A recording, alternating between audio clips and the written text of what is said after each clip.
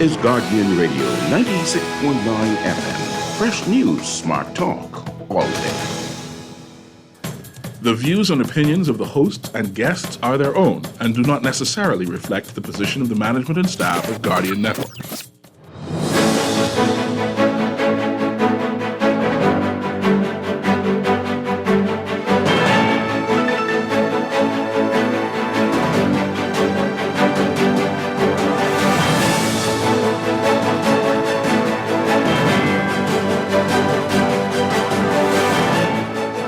Good morning. Major proposed changes to the Electricity Act. BPL would be able to raise rates without IRCA. The unaudited report from CARIF to 2023 claims a $185,000 surplus. And stiff fines in the new Environmental Planning and Protection Bill. It's all straight ahead this morning. I'm Dwight Strachan, and this is Morning Blend. Wake up, it's a new day. Wake up, it's a new day. It's the start of a new way. You know that it's the start of the end of the old way. Wake up, it's a new day. Wake up, it's a new day.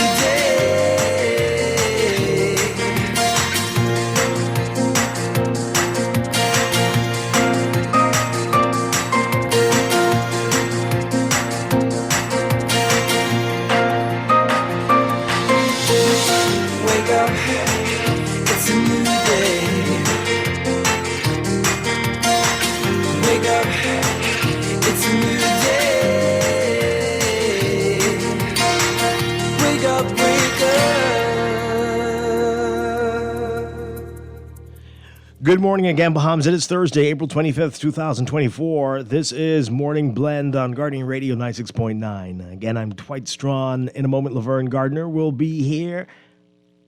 Also this morning, we wrap up our Environment Week series. This morning, we are talking with BREEF, the Bahamas Reef Environment Educational Foundation. A lot to discuss with them this morning. And later in business, and keeping with the theme, we are talking about the weather. And we'll be talking with the director of the Department of Meteorology about what to expect this hurricane season and this dry season we're in now. Is it a drought? We'll talk with him about all of that. That's straight ahead. But first, it's time for the overnight, the latest breaking news from while we're sleeping, and the top national and international headlines this morning.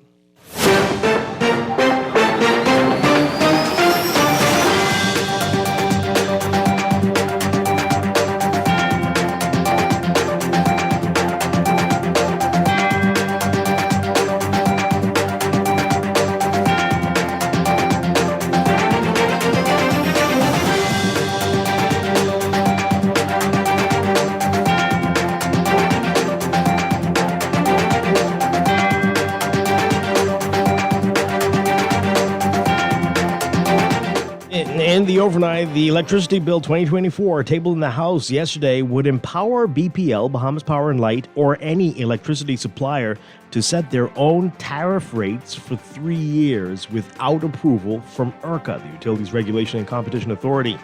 Minister of Energy and Transport JoBeth Colby-Davis tabling the Natural Gas Bill 2024 yesterday as well. That bill would permit IRCA to grant expedited approval for a license to conduct natural gas activities in the Bahamas to an existing qualified operator. Leader of Government Business in the House, Wayne Monroe, said the bills will be debated next Wednesday. The electricity bill, which repeals and replaces the existing Electricity Act, seeks to modernize and consolidate the law relating to the supply of electricity in the Bahamas. The bill notes that once passed, it will come to force on June 1st this year. For a period of 3 years after the commencement of the bill, IRCA, quote, shall adopt and apply the tariff rates for any public electricity supplier or authorized public electricity supplier. In short, an electricity supplier could set what it charges consumers without regulatory approval. Currently, BPL must apply and get IRCA's permission to change its tariffs as well as its fuel charge. The bill suspends that for 3 years. There has been a tariff increase in over a decade. Under the bill, the minister responsible for energy may, by order also for a period of 3 years, adjust the tariff rates for electricity services for any public electricity supplier based on the need for a tariff rate relief for a category of persons as stated in the order. Essentially, the minister could set lower or higher tariffs for certain categories of people, which can be a tool to provide social assistance relief.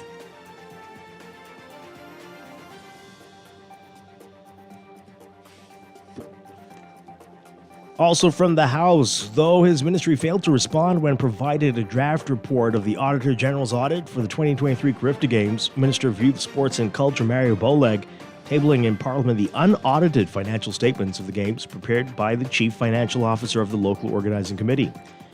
That report shows a net surplus of $185,503 for the period September 16, 2022 to December 31, 2023. The Auditor General's audit of the Games for the period September 1st, 2022 to April 30th, 2023 showed a deficit of $829,821.37. Because the statements tabled by the minister are unaudited, they have not undergone rigorous scrutiny by a third-party auditor. While such statements are completed based on internal records of an organization, they're not regarded as reliable. But Boleg, whose ministry faced some criticisms after the tabling of the Auditor General's audits in the 2023 Carifta Games and the 2023 Bahamas Jubilee Games in Parliament last week, well, he's now saying that the Carifta Games Company Limited unaudited financial statements demonstrate the Davis administration's commitment to transparency.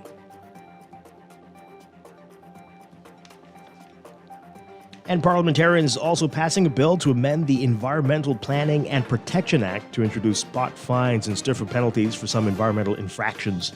As he opened debate on the bill, Minister of Environment and Natural Resources Vaughn Miller said the amendments are necessary to allow for better enforcement of the law.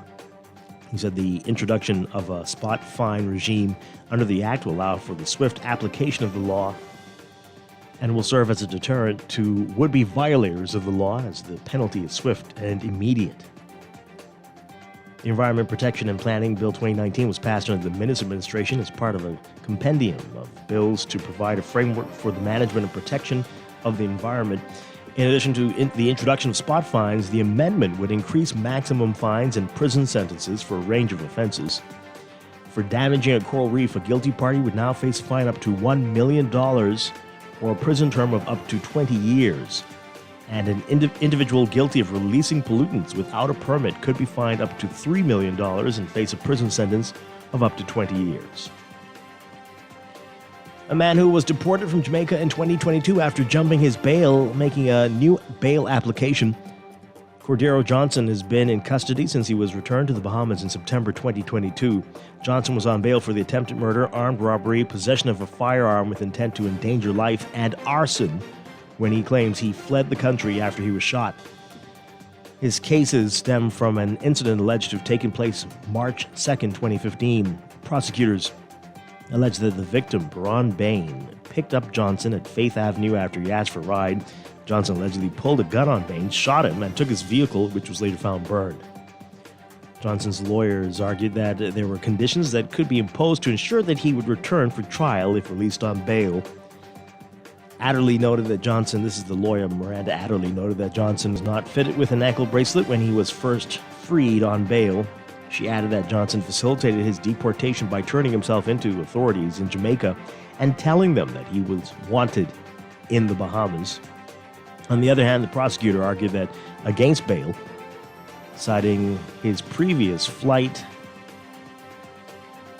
and the citing the previous flight and the strength of the evidence. Justice Janine Weish Gomez will give her decision on May 9th. And a mother who went overboard while disciplining her 14-year-old daughter has been ordered to attend counseling and parenting classes. The 34-year-old Jamaican woman pleaded guilty to cruelty to children in relation to an incident on April 20th when her daughter sustained an eye injury. It all began after the teen defied her parents by going to the movies with someone she was forbidden from associating with.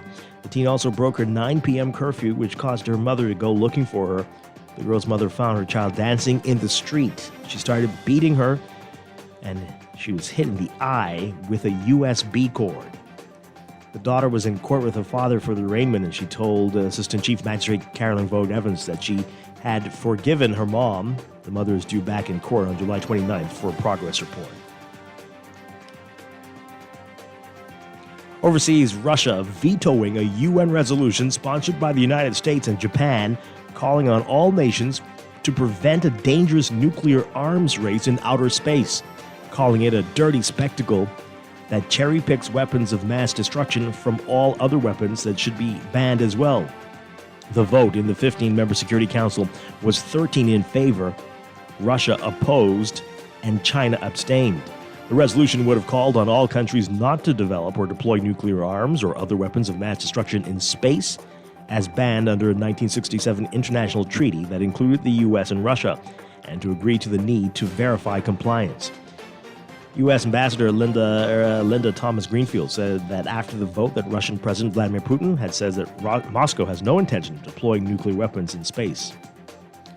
So she asked, quote, today's veto begs a question. Why? Why, if you were following the rules, would you not support a resolution that reaffirms them? What could you possibly be hiding? It's baffling and it's a shame. Putin was responding to White House confirmation in February that Russia has obtained a troubling anti-satellite weapon capability, although such a weapon is not operational yet.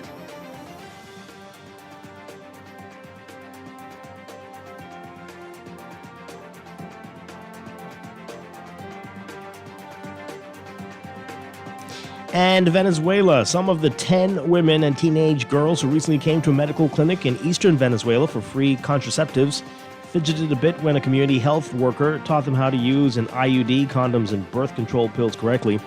The health worker also asked if they knew about HPV, the most common sexually transmitted infection in the world, and the cause of nearly all cervical cancer.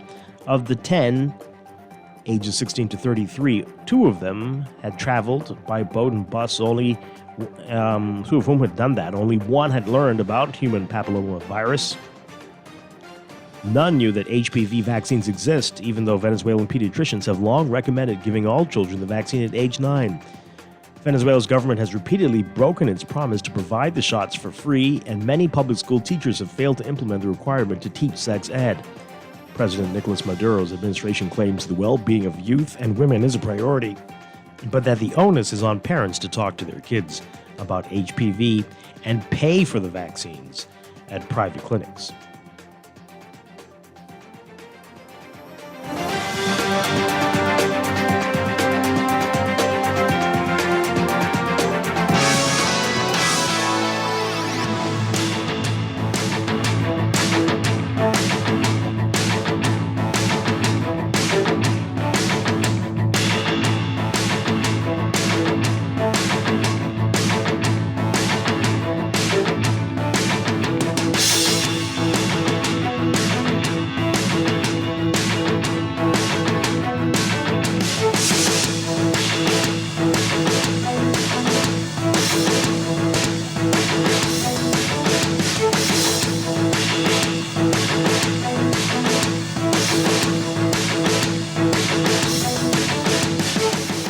In sports, from the NBA playoffs, Tyler Hero scoring 24 points as the Heat hit a franchise record, a playoff record, 23 threes to beat Boston and even their series 1 apiece.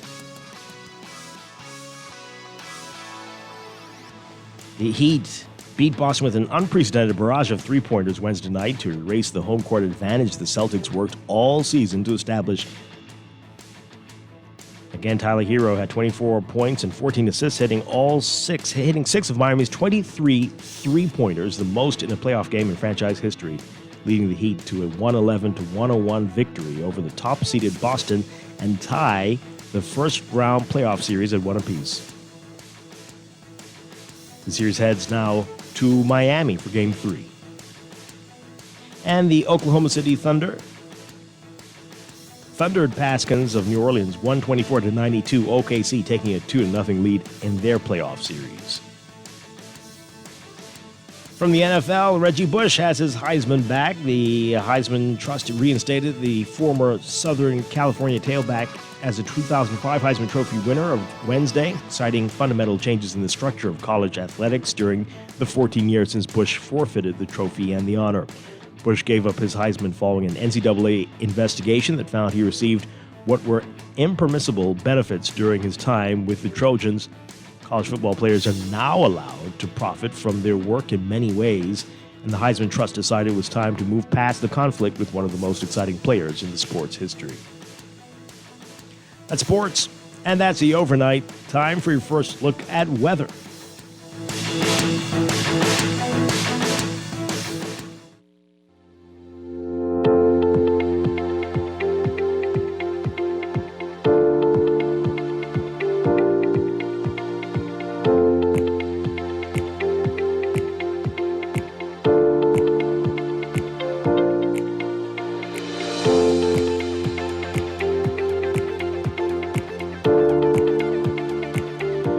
In your weather for today, we've got a high-pressure system generating moderate to fresh winds and tranquil weather conditions across the country, while sea swells will inundate Atlantic-exposed shorelines.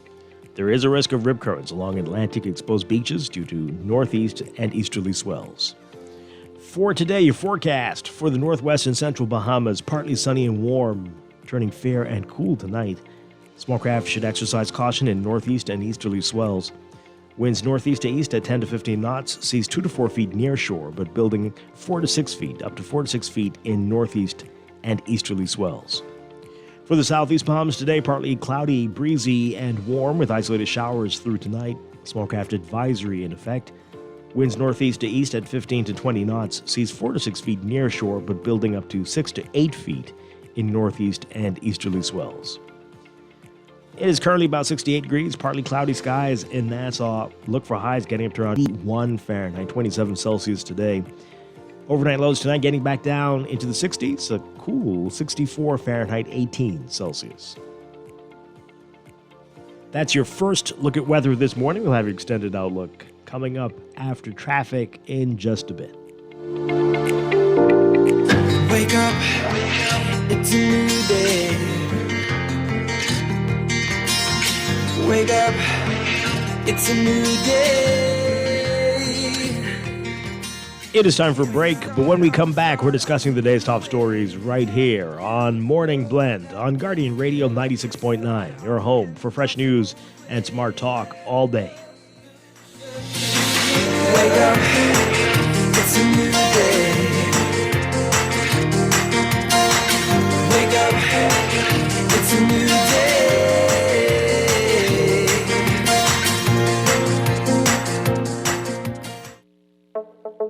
Tired of banks forcing you to use technology to bank the way they want you to? Your convenience is important. So no matter what your banking needs, Commonwealth Bank's friendly staff are always available in branch for that personal one-on-one service. But when you choose technology, our online and mobile banking app offers you state-of-the-art functionality. The choice is yours. Commonwealth Bank. Bank the way you want. Looking to elevate your gadget game or a tech trouble simply slowing you down? Escape to a world of innovation at Custom Computers, your go-to store for the latest cutting-edge tech. Whether you need to upgrade your life with the best from Apple and Windows or your device needs a little TLC, the Custom Computers Know-How Store is the destination for unbeatable expertise and quality repairs. With 2 convenient locations, there's a Custom Computers near you on Patton Street in Palmdale and Caves Village, or call 396-1100. Get ready!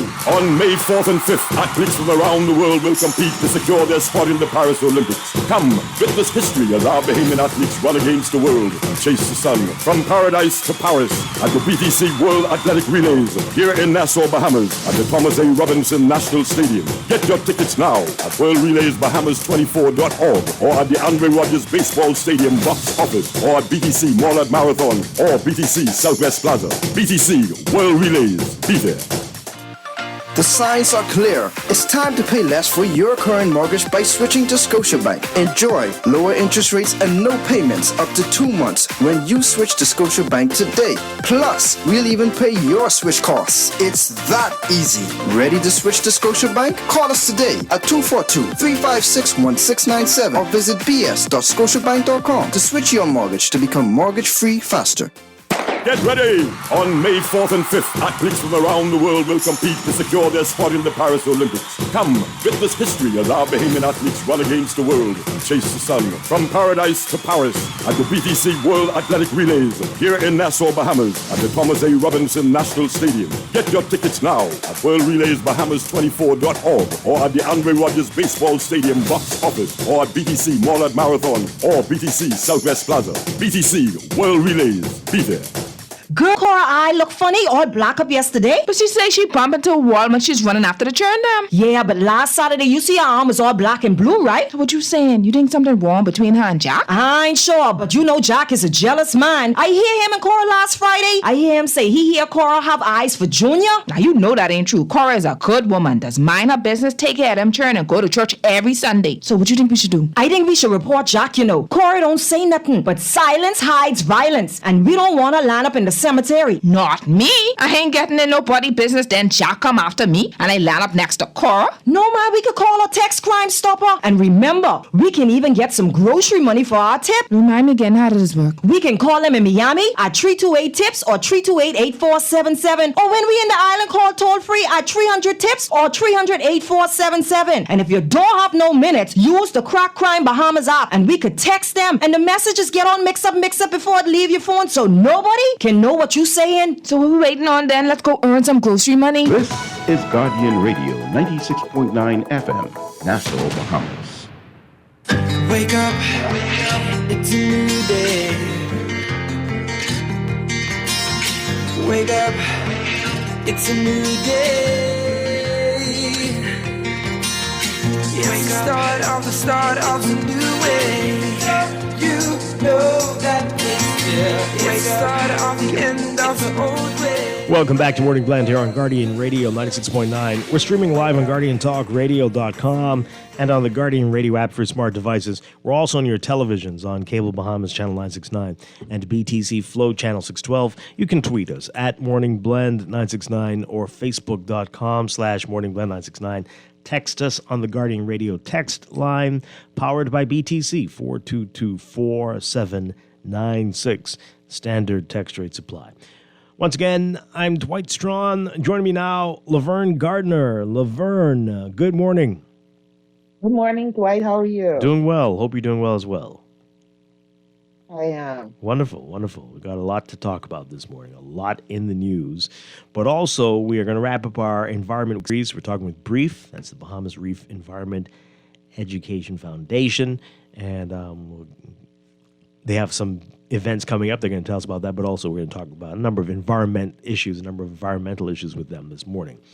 And later in business, we're going to keep the theme going. We're talking with the director of the Department of Meteorology, Jeffrey Simmons, about the upcoming hurricane season and what we're experiencing right now. It's the dry season, but it's very dry, very, very dry. And the word drought has been mentioned. Are we in a drought? And what does that mean going forward? We're going to get into that this morning and more. That's all ahead, but let's begin with what else is in the news.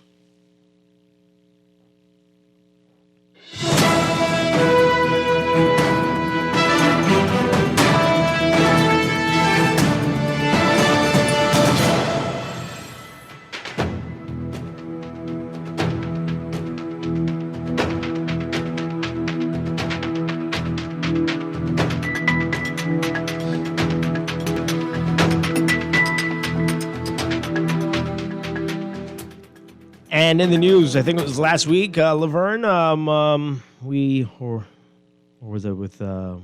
this time last week, we saw the Auditor General's report on Carifta, and of course that started a whole week of conversations, and the minister tabling the unaudited report. Okay. What? Yeah, and that's showing something very different from what the audited report shows. So, okay. But anyway, that would normally have been something we need to focus on. We're going to put that on the back burner for now because this headline, this lead story in the Nassau Guardian. Oh boy, major changes. Don't sound right. Well, something doesn't smell anyway, but we'll see. Major changes to Electricity Act. BPL will be able to raise rates without ERCA approval. Well, Travis Carrical writing about it today. The Electricity Bill 2024, tabled in the House of Assembly yesterday, would empower Bahamas Power and Light or any electricity supplier, which means even Grand Bahama Power and Light, right? The power company there, right? To set their own tariff rates for 3 years without approval from ERCA, the Utilities Regulation and Competition Authority. You heard that? Why? Minister of Energy and Transport, JoBeth Colby-Davis, also tabled the Natural Gas Bill 2024, which would permit ERCA to grant expedited approval for a license to conduct natural gas activities in the Bahamas to an existing qualified operator. And of course, you know exactly who they're talking about there. Anyway. No, who are they talking about? Okay. Anyway, leader of government business in the House of Assembly, Wayne Monroe, said the bills will be debated next Wednesday.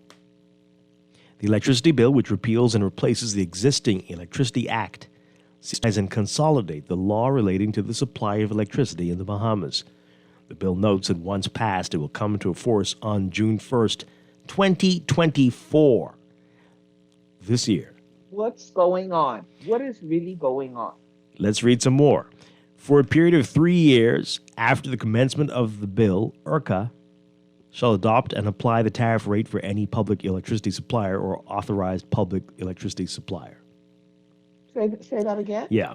For a period of 3 years after the commencement of the bill, ERCA shall adopt and apply the tariff rates for any public electricity supplier or authorized public electricity supplier.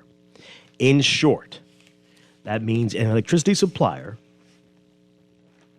could set what it charges consumers without regulatory approval. Currently, BPL must apply and get ERCA's permission to change its tariffs as well as its fuel charge. The bill suspends that for 3 years. There hasn't been a tariff increase in over. It gets weirder. Much weirder. Under the bill, the minister responsible for energy may, by order, also for a period of 3 years, adjust the tariff rate for electricity services for any public electricity supplier based on the need for a tariff rate relief for any category of persons as stated in the order. You heard that?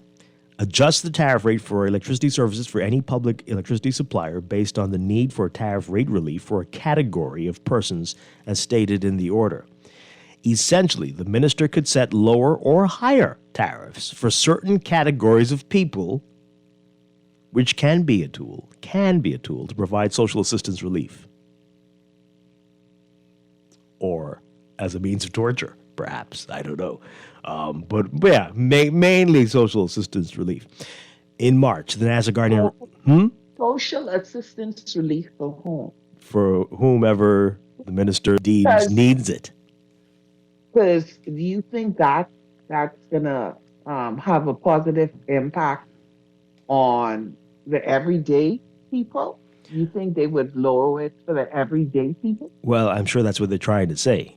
But will it have a positive impact on the bottom line of the companies that they're trying? Well, the main one that needs the help. Something's going on. Let's see if we can get the answers. Doing this for somebody. Let's keep reading so we can see if we get some clarity in here. Now, in March, the Nassau Guardian learned and reported that the Davis administration is planning to enter into a public-private partnership with local and foreign elements to manage the transmission, distribution, and generation of electricity at BPL. The government is seeking to lay the legislative framework ahead of the deal. Under the electricity bill, ERCA could grant licenses for entities to generate, transmit, distribute, or supply electricity in the country. Any entity seeking a license must be a legal entity incorporated in the Bahamas, conduct the administration and management of its business from the Bahamas, and demonstrate that it can provide electricity services. ERCA review of an application could within 30 days approve or reject an application or request additional information. A licensee could enter into a management contract with a system operator for the management and operation of GTDS, that's Generation, Transmission, Distribution, and Supply Services. Those services could include the operation, maintenance, and upgrade of GTDS facilities, undertaking improvements needed to achieve the development of new transmission and distribution facilities, management of billing, collection, and customer relations for all retail sales of electricity, and street lighting. The bill notes that no person shall enter into a management agreement without a license from ERCA. Further, no person shall undertake the management of generation, distribution, transmission, or supply unless licensed by ERCA. The bill also notes that ERCA may issue regulations to govern the use of artificial intelligence in the electricity sector. Okay. The Natural Gas Bill 2024 seeks to provide for a framework to govern the importation, regasification, storage, transport, and retail gas in the Bahamas. ERCA will also act as a regulator of this sector and grant licenses. Now, where a company has been engaged in natural gas operations in a jurisdiction outside the Bahamas for no less than 5 years and operates under regulatory standards within a jurisdiction approved by ERCA, it may be granted expedited approval within 21 days of a written request to ERCA. Well, how nice. And approval must be made within 12 months of the commencement of the natural gas bill, which would take effect June 1st. Speculation over BPL's future was raised in March. BPL, Bahamas Electrical Workers Union President Kyle Wilson said his members were in a state of panic and fear.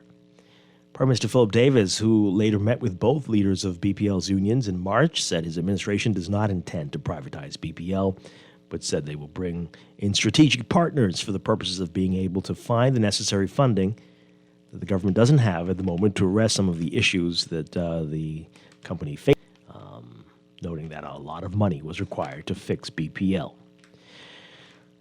And these words are very interesting. He said, at the time, we have to find innovative and creative ways to get that done.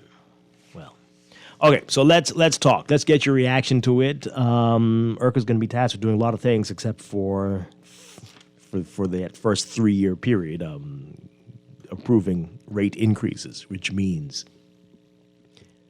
fuel surcharge may be the least of your concerns after June.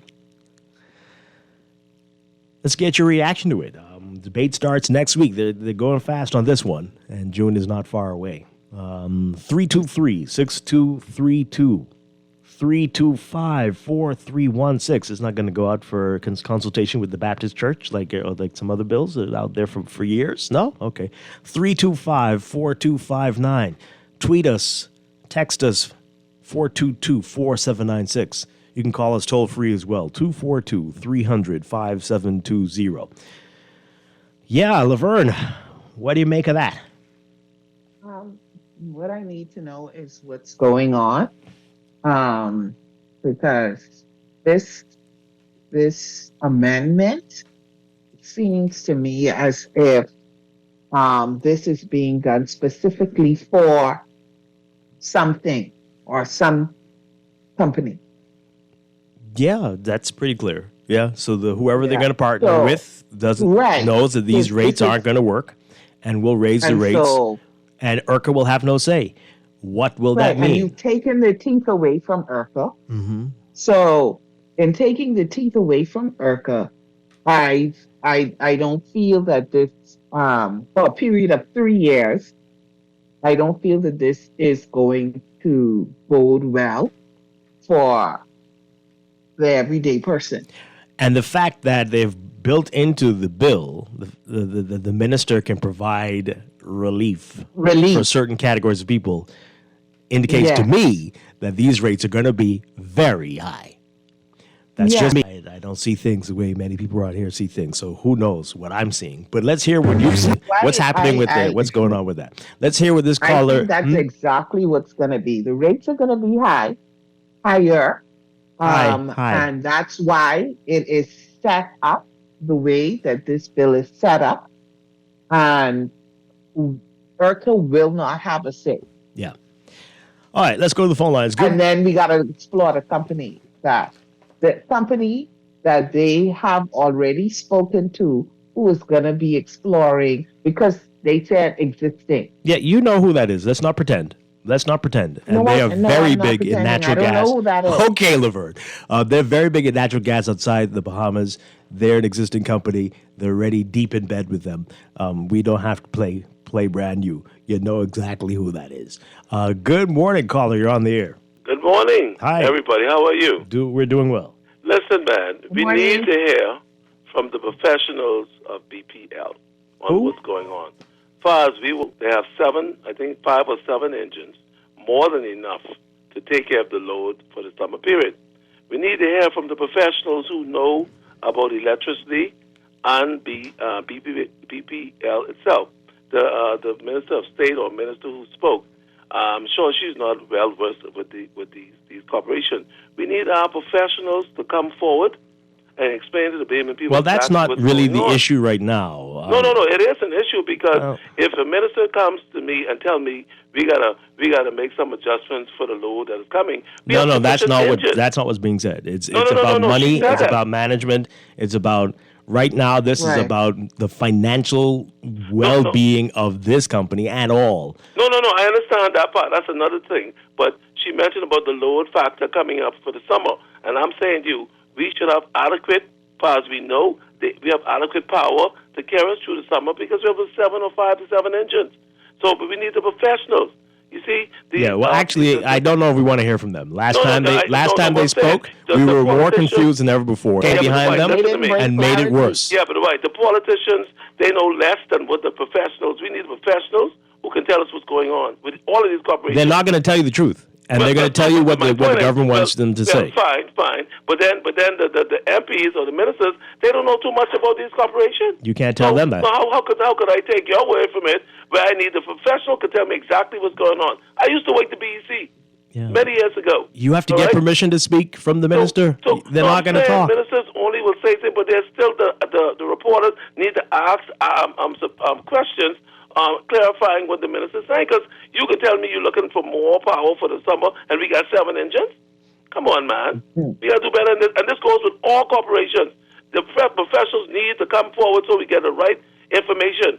They're not being allowed. I'm not satisfied with the minister's information in relation to BEC and their supplies. Let the professionals tell us what's going on, or else we can be in problem. Don't hold your breath. But okay, thank you. This has been a trend for the last few years. You're hearing less and less from the so-called professionals. They have to get clearance, and they're not getting it. So this is the way it is. You remember the big debacle last night? Which one? There's so many. The one with the Wattzilla engines, what was working, what wasn't working, okay. The story changed every day. Okay. Every single day, because a minister came back and said this, and then it was worse. Then it was every single day for about 2 weeks.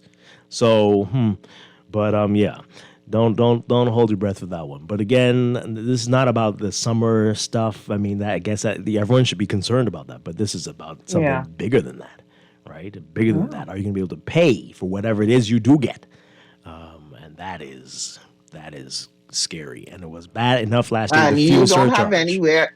You don't have any options. Not options. You don't have any recourse. You're gonna have to, whatever it is, you're gonna have to pay it, and ERCA does not get a say. Well, I guess you'll have to pray that you are for 3 years. You're in the category of people social that assistance. the minister could bring relief. Right. Hopefully, that's transparent. And let's pay attention to words. Because the report says that it can bring relief. Not bring relief, it can be a form of social assistance. Not that it will be. Not that it will be. So Keep calling in 323-6232, 325-4316, 325-4259. Call us toll free 242-300-5720. Tweet us, Facebook us, text us 422-4796. Caller, good morning. You're on the air. Good morning, Dwight. How are you? Doing well. And good morning to you, guest. Good morning. Where that last caller live? He live on Mars? Hey, Dwight? Let's just focus. Let's focus. What do you say about this? What? Listen, 50 plus 9 months, we've been going through this problem with BPL. The dozen persons that are calling out, they trying to, the progressive Liberal Party is in. Most of them men run the oil companies around here. Can't you see that they trying to sell the oil company to friends, family, and lovers? I don't know if it's sell. Just have them manage, possibly. I don't know, yeah. So the words are very. You have to be very careful with the words. Yes, they put it in place now, so their friends, family, and lovers can control it.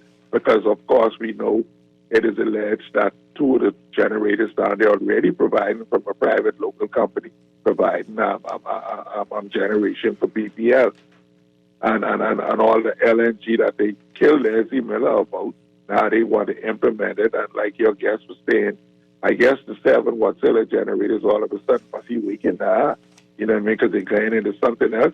They're trying to sell it to friends, family, and lovers. Twice. Thanks for taking my call. Mm-hmm. Well, we were told a few months back that they were servicing them and prepared for the big summer load. So we're not supposedly not supposed to have any issues with regards to that. But again, will you be able to pay for what you get is the question. Will you be able to pay? Right. Why create a regulatory body and now you're going to suspend their teeth, so to speak, in a particular area? Mm-hmm. Put their teeth on ice. For 3 years. Wow. Let's take this call. Good morning. You're on the air. Good morning. I just want to say, I find this ridiculous. Last year, around the same time, the light bill was high because BPL needed to catch themselves. So the people had to take on that burden. And then they said it would drop. Well, they weren't subsidizing the fuel surcharge anymore. Sure. Right. Okay. Mm-hmm. Yeah, but now this year, now they're telling us, screw that. That was too much complaints from the people. We kicking ERCA out. Now y'all just going to have to deal with it. What's going to happen? Well, the way you're saying it, it feels like that. It feels like that. That's how I feel. Okay, all right. And I feel like, okay, so if 80% of the population doesn't pay their light bill, then with BPL too, because at this point, I feel like any worker that cannot get the job done is relieved of duties. BPL, they can't get it together, and they keep putting their burdens on the Bahamian people. You have to find a way to work your business so that it's beneficial to you, not that it's a burden on the Bahamian people. Because at this point, I'm ready to light a candle and deal with everything else. I hear you. How can you afford to buy a house when you're already paying mortgage on the light bill? And the regular Bahamian people cannot do this. How are you paying $800 a month on a light bill just so that your food can stay cool, and the food is another $1,000? How is this making any sense? It's not possible. Yeah. It's very scary. Thank you very much. Appreciate it. We're all in it together, though. Now, we could be jumping to conclusions. Maybe the rates won't jump up. That fact that they will have the ability to do this without any regulation is terrifying. It could go in any direction. Right. You are absolutely right.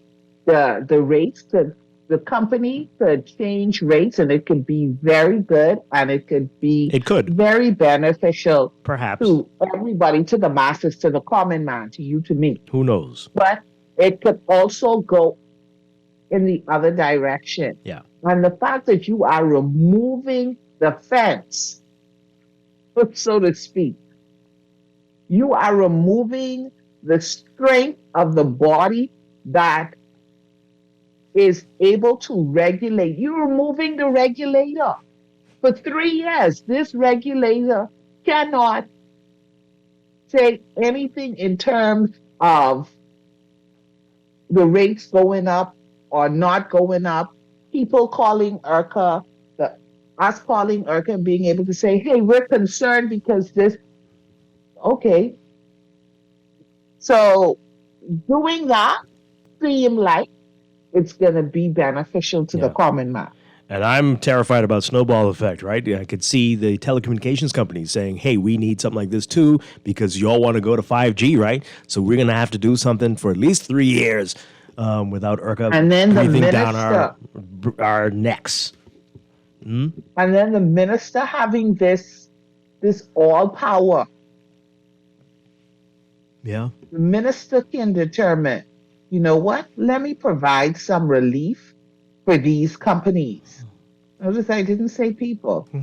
Let me provide some I relief suspect for that company. I suspect it'll be people in certain constituencies that have a yellowish glow to it. I wouldn't be surprised. That have a, I'm sorry, that have a what? If you didn't hear it, you didn't hear it. Let's take this. Really? What? I don't want to say that again. But listen, go back to the rebroadcast tonight or tomorrow online. By the way, I think that show we did on Tuesday, you might need to listen to that every day, folks, about solarizing your home and reducing your reliance on certain people. That should be up on our website, guardiantalkradio.com, Tuesday. What date was that? That was the 23rd? Yeah. Boy, I tell you. Let's take this call. Good morning. You're on the air. Morning, Dwight. Hi, good morning. And the guests. Yeah, you know why they switching everything over. So now when the people can't complain and you can't make noise when they cut you off. See, they don't want to be the dirty, they don't want to be the bad guy. So, once they change everything over now, you're getting cut off. You ain't no complaining, ain't nothing, this and that, you have to pay your bill. And you know what I mean? Like how you could go and do this and do that now and they will say, they wouldn't cut you off if you pay this and that and all. You come in and do a little payment plan, that wouldn't happen no more. You know what I mean? So that could be the downside of that right there. Another thing is solar is the best thing for us. We have sun year round, and like you say, y'all, I can't wait for me to go and look at it, what you just were saying. I can't wait for me to go and listen to it and everything and all that. Solar, I think solar, and these houses small. You don't need that much money to come to these households. If you paying $800, $900 a month, cheaper you go and invest in the solar system. Absolutely. Cheaper you go to the bank and pay for that. Pay for them a little 1 year, 2 year, with $800 a month. Come on, man. You know what I mean? Use your ASU draw to set it up right. Do something. Something It probably will be worth it in the long term. It may hurt at first, but in the end, it's going to pay off. Yeah, see, a lot of people some people thinking, we got to pay this big lump sum, but when they add up the money in that year time, they got to keep BPL, and you getting cut off and this and that, and your appliance them and all that getting messed up. Cheaper you invest in that. You know what I mean? And the next thing too is our internet service. With BTC and Telco, and Kill Bombers, the internet services suck. They say they advertise and they be getting 3 meg, but we ain't getting that. We only getting 100 and something. You understand where I come from? And the thing with it, that's why the Starlink coming out. Wow. And I advise everyone to invest in this Starlink, because I have friends who have Starlink in the family islands. They're giving out good signal, way better and stable. Oh boy, I appreciate you talking about this, but it's beginning to sound like a commercial. So, but hey, I can't defend the companies, but you might be on the copper side, right? And they say the fiber is going to be better, but it's moving slowly. It is definitely moving slowly. The rollout for that specific company across New Providence, definitely. Hey, I tell you, we got some challenges. Let's take some more calls. Good morning. You're on the air. Good morning. Your Tuesday show was very interesting, and you are quite correct in having that. In fact, I believe that you need to rebroadcast that. Okay. Because I'm going to tell you, I am very frightened about what I heard this morning. You're removing the regulator out of the equation, who is standing in the gap to give a fair and balanced, hopefully a fair and balanced opportunity for the consumer to actually have some money in their pockets. And you're removing them out of the middle. You talk about, but let me tell you something. I'd rather jump the gun and have the information out there, have the suspicions of the Bahamian people out there, so these people in power could understand And we are not just going to sit here and accept what they say. We are watching, and we are going to be watching for 3 years. So the 2 years that you have left in power, that's going to cover. And then the part that really baffles me the most is even if we were to change government, this thing still is 1 year in, and will the next government then revert this thing back to where it's supposed to be? These are the questions. My last point here. Then if we're talking about solar, what is the current tariff on importation of solar panels, solar batteries? I mean batteries for the solar for the system that you want to install, and all of the devices necessary to solarize your house. Yeah. Are they planning to remove the tariffs?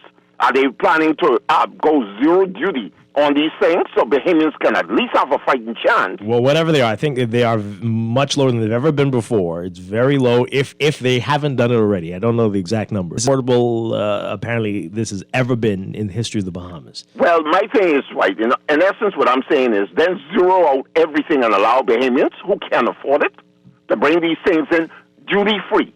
Zero. They shouldn't pay for nothing at all for 3 years. And then let's see how that goes. Thanks for taking my call this morning. Okay. I think some of it is, if not duty-free, extremely low, single-digit type stuff. Okay. I'm with that. Duty-free. Yeah, I'll get the numbers. I'll try to get the numbers maybe during the break. Beats free. Wow. Let's take this call. Good morning. You're on the air. Yes, good morning, Mr. Strachan, and good morning to your guests. Hi. Good morning to your co-host, Laverne. Yes. Good morning. Mr. Strachan, I wanted to comment a couple of days ago when I saw the minister give an interview concerning them trying to be able to supply our necessary summer generation things, right? And I mean, and the only thing definite about what she said was that she said nothing definite, right? But the thing about it is that, Mr. Strachan, whenever we this is the dangers about privatizing essential services. Whoever comes in, they're not going to be obligated to answer to us in any kind of way. That's a danger, right? But what I understand is that it seems as if someone is already generating power, right? And because that was the main concern of the minister. She wanted to find out how to increase the generation of power. So what I want to know is that if someone is generating power already, right, what are they using to generate that power? Are they using the generators that we purchased already? And my last point is this. Now, they already told us what they are going to do, right? Now, we hire them. They work for us. Now, we already see that what they're talking about is absolutely ridiculous, right? Now, the question is, are we going to sit back and allow them to dictate to us this ridiculous plan that they have, or are we going to stand up now and show them who run things around here and tell them y'all ain't going to do that kind of nonsense because that ain't making no sense, because it's obvious y'all are making preparations to put in place things that are not in our best interest. So the question is, people, the question is, Bahamas, are we going to stand up and let the people who we hire do this to us, unqualified people who don't have no kind of qualifications to be? If we do that, then we deserve whatever we get. Thank you, Mr. Strachan, and thank you, Laverne. Very interesting. Thank you very much. And you do wonder whether IRCA can just sit back and take it too. Can there be a challenge? Do we need a class action lawsuit? Do we need lawyers to come out and say something? I don't know. Okay. Let's take some more calls. Good morning, caller. You're on the air. Are you there? No, let's take the other one. Hi, good morning. You're on the air. Hey, morning. How y'all doing this morning? Doing well. Good morning. Good. Let me ask a question. I don't know if I hear this right. They actually saying that IRCA wouldn't have no say before 3 years. Right. Okay, you know what that means? Not over, yeah. You want me to tell you what that means? Those, you know the people who own that company? One of them is accounting, right? Now, they don't do the math, you know. They don't know what rate they can set, you know. So whatever money they inject, they know they can make that back in 3 years. So those bills can be crazy. There ain't gonna be no low bills. Y'all don't gotta worry about that. Them bills can be crazy for them 3 years, just so they can make their money back, whatever they inject into BPL to get their kickoff. So with people, baby people, listen to me. Put these party colors aside, man. We need to take a stand. We need to go back to Boomer Road riot if that happens. Have a good day. Okay, interesting. Thank you very much. And we'll take this call, and then we'll get to your text messages. Good morning. You're on the air. Hi, good morning. You are live on the air. Good morning. Good morning. How are you guys doing? Doing well. He was on the whole PPL. I feel like I could be wrong, like you say. I feel like the government didn't reach a decision with this private company they're bringing in. These are stipulations they put before them, and these are things they try to put in place before everything is said and done in the public. But I agree with one of your previous callers. To me, they try to cancel out the middle class. And if you cancel out the middle class in this country, what will happen? We have chaos. Because then it's only the poor and then only the rich. So at the end of the day, like you say, are the politician working for the people or the people working for the politicians? And at the end of the day, it's supposed to be the greater good for the country. And that's not happening. So what are the consequences for when you're making these bad decisions? Are we going to stand by or are we just going to complain? We need to hold people responsible and we need to start standing up. But thank you very much, guys. Have a good day. All right. So again, we're just going by what we have seen so far. The bill's been tabled. We might hear more, get some more clarity when this goes, when the debate begins. Boy. Let's take this call. Good morning. You're on the air. Right. Good morning to your guest. Hi. Good morning. Morning. Well, last month, the president of the PPL union called for them to abandon the private pilfering partnership scheme.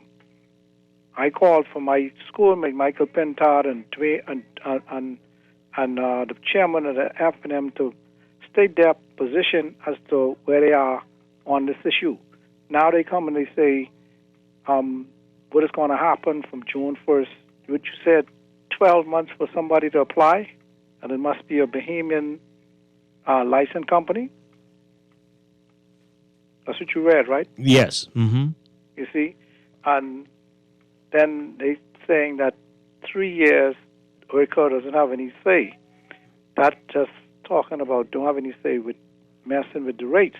Mm-hmm. But you think they're just going to sign some 3-year contract? You know they're going to be long-term, right? I really don't know. I don't know, but who knows? 3 years. I don't know. I don't know. Like the previous caller said, they've already done their calculations. Yes, I'm sure. You see what I'm saying? Yeah. So we can't just sit idly by and expect for them to make any adjustments. We have to look at it. When we look at our light bills, it says fuel surcharge, right? Mm-hmm. And if they go with solar, you think they're going to charge us sun ray surcharge? And another thing, from an accounting standpoint, they can't do that. I know. That's what I'm saying. You mean would they be bold enough to try it? That's the way to go, right? Right. But your show on Tuesday, it shows. I mean, it shows everybody the way to go if you got the money. But many people don't have the money to that sort of money to invest in solarizing their homes. Mm-hmm. Now let's look at an accounting standpoint. Now in Nassau, you know that BPL makes money because of the volume of consumers here. But on the Family Islands, right, that is where BPL be bleeding because you have a few people there and those fuel consumption from those generators, they don't make any profit. If they take the islands one by one and correct those which is cheaper to put on solar system, then the bleeding will stop. Just like when you get an injury, what's the first thing that a medical practitioner do? He stops the hemorrhaging, right, to treat you and cure the problem. You see what I'm saying? So these people have it set up where whoever they are, who the previous caller said they're cronies, friends and partners and lovers, whoever is going to get contracts, and they're trying to fast track everything from here to June, like your guest said. On June right around the corner. Yeah. You see, so Crazy we stuff. have to be smart and we have to get up and advocate and call on, hey, Michael, anyway, this your boy. Y'all have to speak up now. You and Dwayne Sands. You see what I'm saying? Let the people know where you stand. Mm-hmm. Y'all have a nice day. Okay, thank you very much. I think that's an interesting point there. So yeah, likely the special categories, certain categories of people, likely the family, in addition to the challenged areas here in New Providence, maybe. Maybe, but like you said, I'm it could be gonna say companies maybe. too. It could be No, certain companies yeah. too. If you can show that you are below this threshold, boy, I tell you. Right. I have no doubt that some companies will benefit. And I don't necessarily know if it's because they could show that they are below a certain threshold. I'm not saying that maybe family islands, maybe certain sector of people in New Providence. But I believe that there are going to be some companies that will benefit from that power that the minister will now be imbued with. Power is right. Let's take this call and then we're going to take a break. Good morning. You're on the air. Good morning, Dwight. Good morning, Laverne. Hi. Sorry, I missed most of your show, Dwight. But just let me say this, right? This is a kind of like a warning I've been saying for a while, right? Don't like they say, I told you so. Here's the problem, and I think I explained this once before. If the let's use Grand Bahamas as an example for the agreement that's been signed.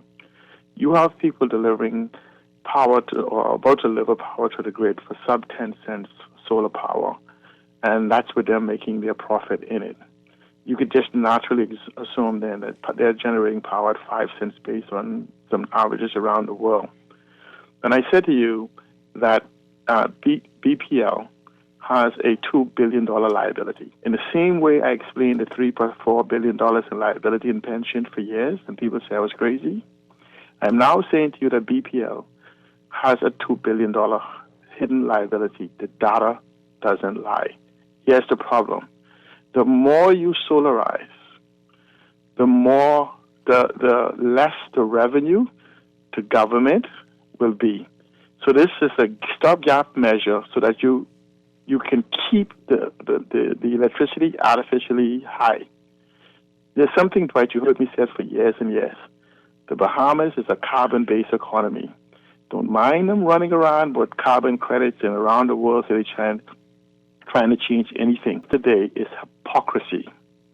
Because what happens is the government gets its revenue from the taxes applied to the oil when it reaches, from the taxes applied to the billing when it's reached, from the taxes applied to the delivery and transportation, utilizing this consumption again, from the taxes consumption for when the consumer pays at the end.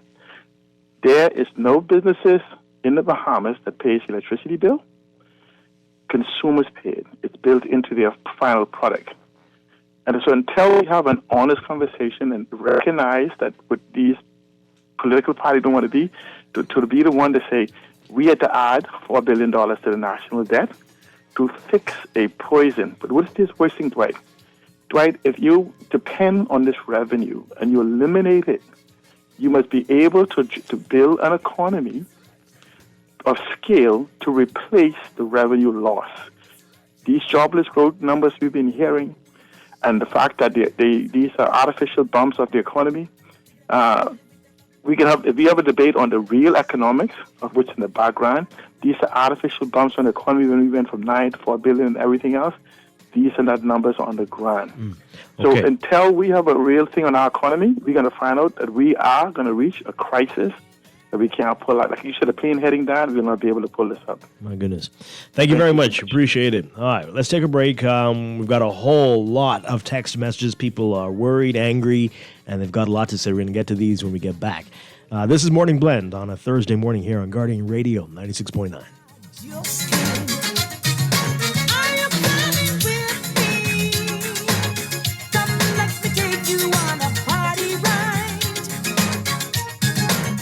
And I'll teach you, I'll teach you the electric light. This is Guardian Radio 96.9 FM, Nassau, Bahamas. And it's time for another check of your weather, brought to you by Easy Car Sales. We've got a high-pressure system generating moderate to fresh winds and tranquil weather conditions across the Bahamas, while sea swells will inundate Atlantic-exposed shorelines. There is a risk of rip currents along Atlantic-exposed beaches due to northeast and easterly swells. For today, for the northwest and central Bahamas, we're looking at partly sunny and warm conditions, turning fair and cool tonight. For the southeast Bahamas, partly cloudy, breezy, and warm with isolated showers through tonight. Temperatures today getting up into the 80s, highs near 81 Fahrenheit, 27 Celsius, but lows tonight getting down into the low to mid 60s, around 64 Fahrenheit, 18 Celsius. In your extended outlook, the shifting high pressure system will bring some significant changes to the weather across the country into the weekend. Winds will become fresh to strong and small craft advisory swells. And moisture air mass will increase the potential for shower activity over all areas. So for Friday, tomorrow, partly sunny and warm, becoming breezy at night in the northwest Bahamas. Partly cloudy, breezy, and warm with isolated showers in the central and southeast Bahamas. Saturday, partly cloudy and breezy with passing showers in the northwest Bahamas. Partly cloudy, breezy, and warm with isolated showers in the central and southeastern islands. That's your morning blend weather check. Brought to you by Easy Car Sales. Do you think you can't afford a new electric vehicle? Well, think again. Easy Car Sales has got many models of affordable EVs competitively priced to suit your pocketbook and your lifestyle. And every electric car comes with your personal home charger. There's an EV waiting for you at Easy Car Sales. Find it on easy242.com.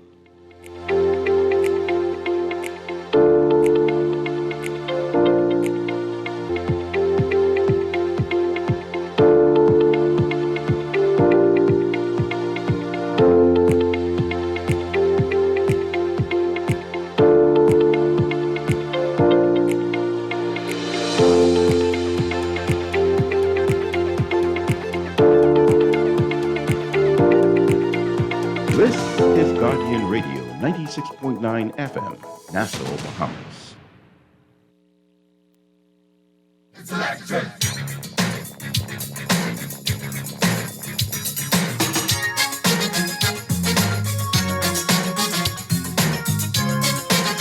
This is Guardian Radio, 96.9 FM, Nassau, Bahamas.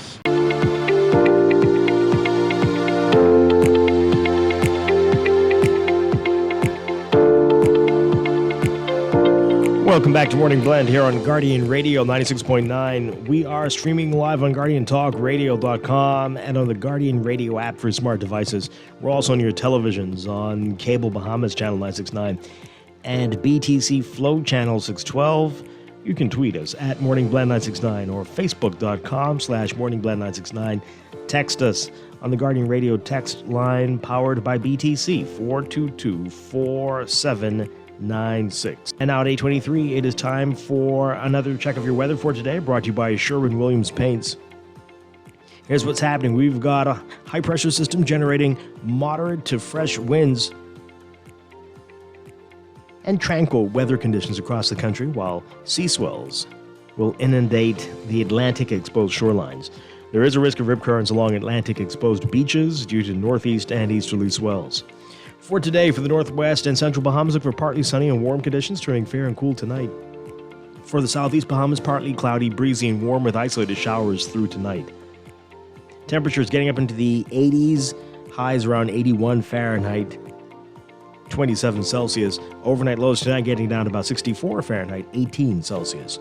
We are at about 75 degrees under partly cloudy skies right now in Nassau.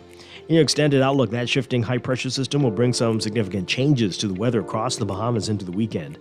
Winds throughout the country will become fresh to strong, and a small craft advisory will be posted for all areas due to increasing sea swells. And a moisture air mass will increase the potential for shower activity over all areas. So for tomorrow, Friday, look for conditions becoming breezy at night in the northwest Bahamas, partly cloudy, breezy, and warm with isolated showers in the central and southeastern Bahamas. Saturday, partly cloudy and breezy with passing showers in the northwest Bahamas, partly cloudy, breezy, and warm with isolated showers in the central and southeast Bahamas. That's your morning blend weather check. Weather check brought to you by Sherwin-Williams Paints. Sherwin-Williams Paints has got you covered for all of your painting and equipment needs. Visit Sherwin-Williams Paints online or in-store today.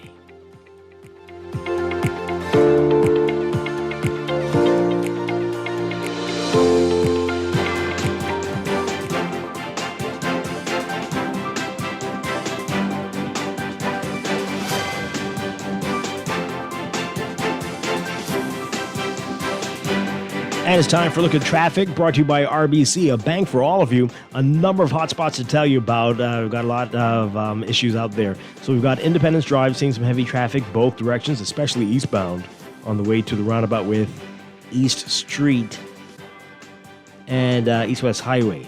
Westbound is also looking busy for you as you approach the roundabout with Blue Hill Road. Now, Blue Hill, not seeing the level of traffic you normally see as you get over that hill to the roundabout, but the traffic is north of that area. So between Robinson and Independence Drive, you're going to be seeing a lot of traffic northbound and southbound, but especially northbound, and that traffic's going to extend all the way up to Cordo Avenue this morning. So it's looking pretty busy there.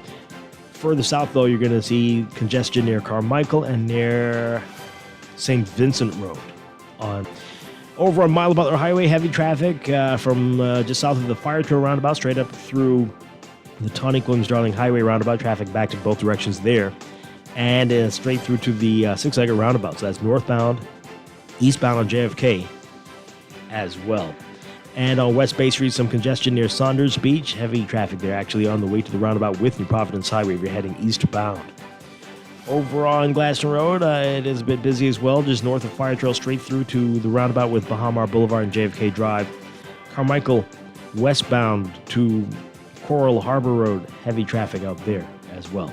As we make our way to eastern New Providence, we've got Eastern Road as usual, heavy traffic just east of Fox Hill, westbound to Johnson Road, and the major intersections along Prince Charles Drive, seeing heavy traffic as well. Soldier Road, not looking pretty, just south and north of Bernard, Wolf, and Village Road. Marathon Road also looking busy for you northbound. So a number of issues out there, especially Robinson Road between Soldier and Old Trail. Good luck to you. That's your real-time traffic and your Morning Blend Traffic Alert brought to you by RBC. A bank for all of you. Visit rbc.com/Caribbean/all of you for more information.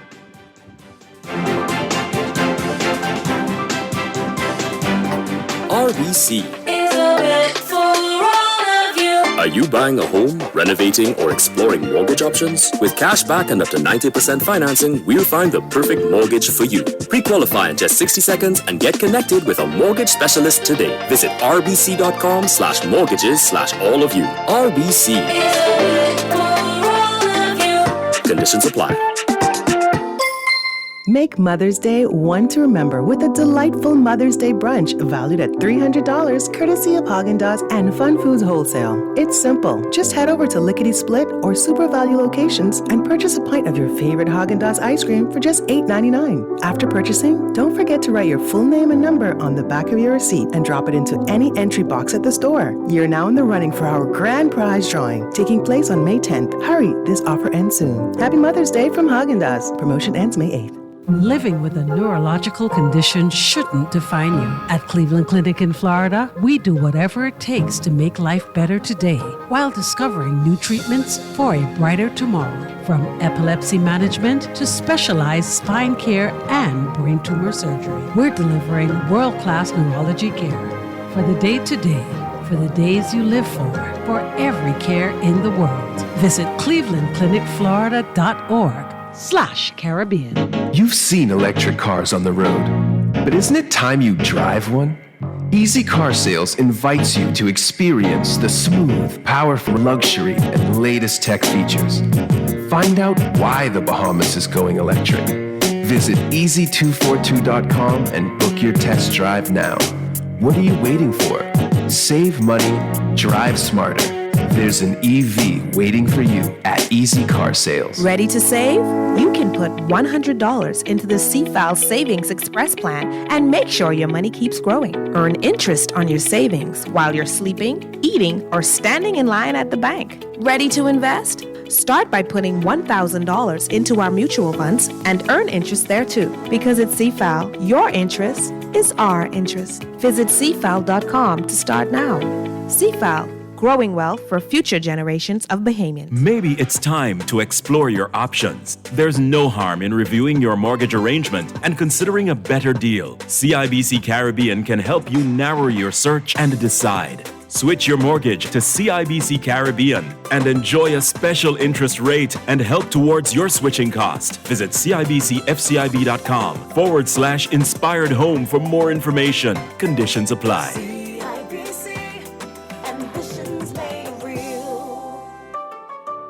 This is Guardian Radio, Your station for up-to-the-minute news, intelligent, interactive, and engaging conversation. 96.9 FM. You can't see it. It's electric. You gotta feel it. It's electric. Ooh, it's shocking. It's electric. Tigre me saqué with the bubble net the man. She's a moving along like she's all got the boogie. You gotta know it. It's electric.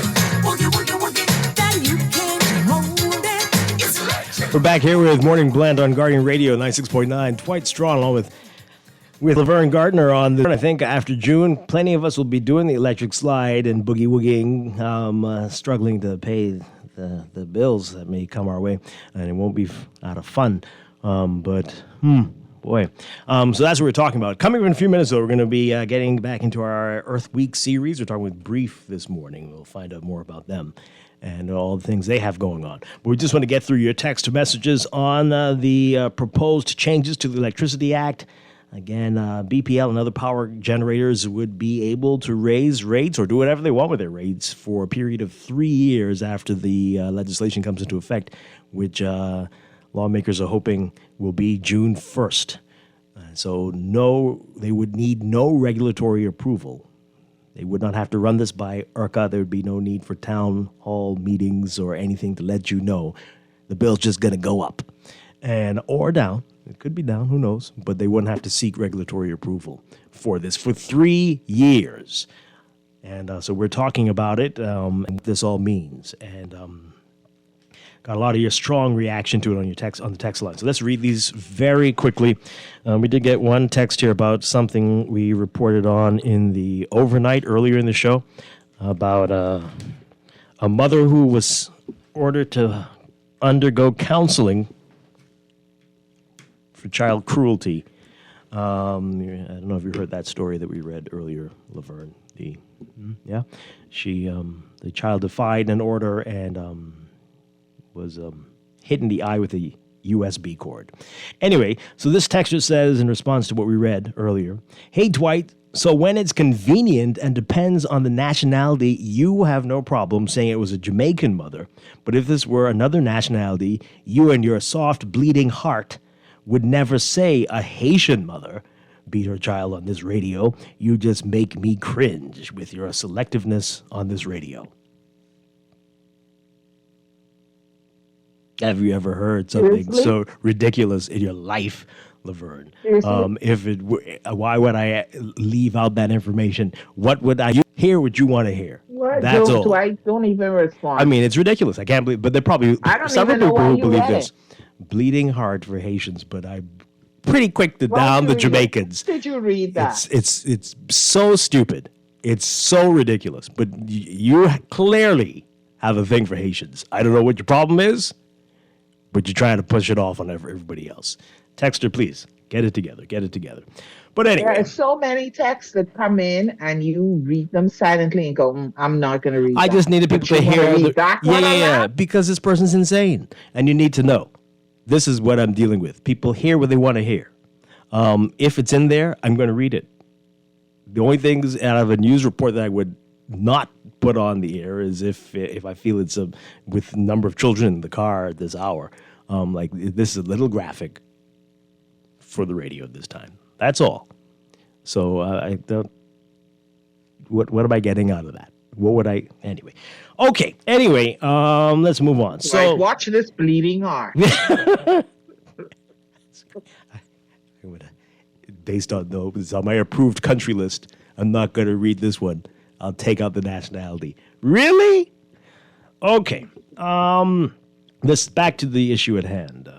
Why there's no bleeding heart, y'all? No. Far from it. How, Laverne? What? Anyway. Am I not helping? No, Sorry. you're not helping. I thought it was helping. Any extreme camp, I think. This person says, especially not the bleeding heart one. Wow. I'm sorry. Wow, thank you very much. Anyway, this person, let's move on. This person says they really do not care about the poverty line or the average Bahamian survival, do they? Well, I don't know. Now, tell me, when do they plan to raise government worker wages across the board? All these increases, everyone I know needs to have at least one side hustle in addition to a full-time job. Well, who's the they? Minimum wage already went up, so that's about it. Okay. This person says here, IRCA is a farce if the government is able to tell them what to do. Government is clearly paving the way for the new people who will own BPL to charge us what they want and then say that the government had nothing to do with it. This person says, and now that the bill has been tabled, the government can announce whatever backdoor deal they have already signed. Maybe people beware. Well, it's not that simple, but anyway, but once it passes. Morning Blend, Do you think, honestly, there's a danger of it not passing? Our system. It's already passed, you might as well. Well, let's see. That's a formality. If people get out to their MPs and say, hey, I'm very concerned about this before Wednesday, right? And say, I need you to really speak for me, your constituent, and all of us when you get up there and not speak the nonsense that your party is pushing forward. Will that happen? This person says, right, okay.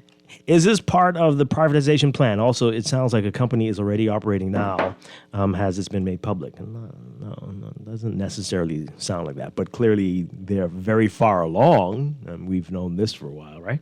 Very far along with their plans. They know what they want. June 1st is weeks away. They know exactly what they want. And as a caller suggested, they have a number in their mind already with what the rate should be like, obviously. This person says, this is outrageous. What is Joe Beth Colby Davis doing? I don't know why you want to say one person. It's the government. It's the administration, right? Don't put it on one person. Although she is the new minister. But anyway, don't put it on her. I see a vote out wave coming. We didn't vote y'all in to do this crap. Well, again, who knows? Maybe even though the bills might be higher, if electricity, that's what a lot of us have been saying we want it, right? It depends on the bill, eh? Okay. This person says here, the government is again selling out the Bahamian people in favor of their friends, families, and lovers. We need to wake up and start marching again. Okay. This texter says, I smell a snake. Another one here. So maybe the ultimate strategy is to cause those who now can manage with their BPL bills to no longer be able to, and then in a pre-election move, they swoop in to save the day with this so-called relief, thus securing political favor with the Bahamian people and thus securing more votes. No, I don't know. I don't think so. I don't think that's it. No. And that's the timeline is a little off. It's not going to work. Plus, that's going to be in effect from the beginning. To protect the people, the vulnerable people, it says in the bill, vulnerable people who can't sustain these supposedly, one can assume, astronomical bills that may be coming. The fuel surcharge is really ridiculous. We as a country are not looking for any options here. Well, I mean, this isn't about the fuel surcharge, so this is something else. I know your conversations about BPL, but can you do a show on how the magistrate can lose a file in a high-profile case? How is that possible in 2024? Well, it's been possible from Laverne and I were children, and it's just the way it is, it seems. Yeah. And that's just how we like it, apparently. But also talk about, we don't have time to talk about, but how this former fugitive who skipped bail and went to another country and then turned himself in, but how he is seeking bail again. How that even comes up is amazing. And he's out on bail. Well, he's not on, since he can't turn himself in, he's no longer out on bail, but he's seeking bail again. But he was accused when he was previously out on bail for attempted murder, armed robbery, possession of a firearm with intent to endanger life, and arson. And he wants bail again after getting out to another country. It's just amazing. The courts. Fun times. When will we as Bahamians realize that the government isn't really for the people? We vote them in, but they turn a blind eye with us concerning BPL. When will the people get a break? With the new BPL initiative, is the customer going to be able to pay the correct amounts? Another one here. The Prime Minister is going to come out saying that he doesn't know anything about it. I doubt he can do that one. This one says here, pretty please use your Guardian muscle to have the shows updated the same day. Oh, my. We do it the next day because of the reruns as well. Want that out first. But you say the weekends. Okay, we'll see what we can do about weekends. You want the Friday show updated on Friday. All right, we'll talk to the folks, the powers that be. This one says that if they have a good reason for removing regulatory oversight, which I doubt, they need to come out with it soon.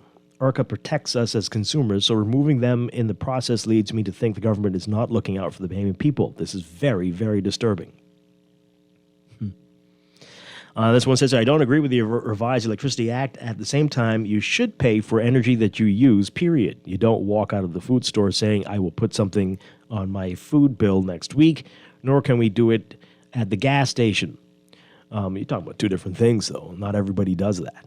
Now, if you're going to be allowed going forward, well, that's something, and people have to deal with it. I think plenty of people would find no issue with that. But that's not what we're talking about. But you're saying prepay for electricity or pay your bill in full. Now, they've been promising that for a long time, prepaid metering, and yet we don't have that either. But that's a different issue. No oversight from the regulator is concerning to a lot of people. This person says, I'm the person who is waiting on your show regarding the government's proposed pension plans, but this morning I'm weighing in on this topic. Solar panels have been approved by the minister.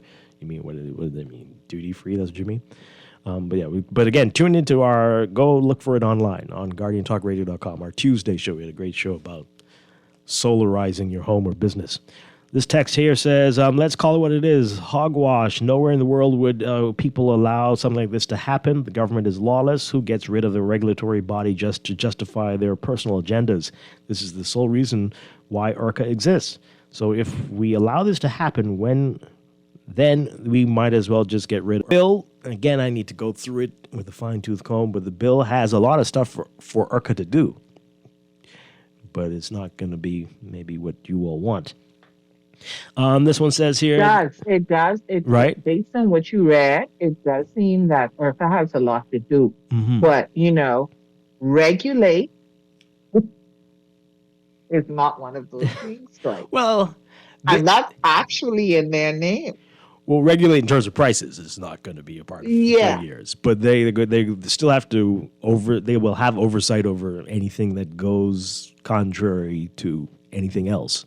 So they still will have something to do, except for prices. Yeah, look that way when it comes to prices. This one says this law is intended for the privatization of PPL. This is just like how it was at the airport with LPIA. Bahamians are simply going to suffer for years of mismanagement.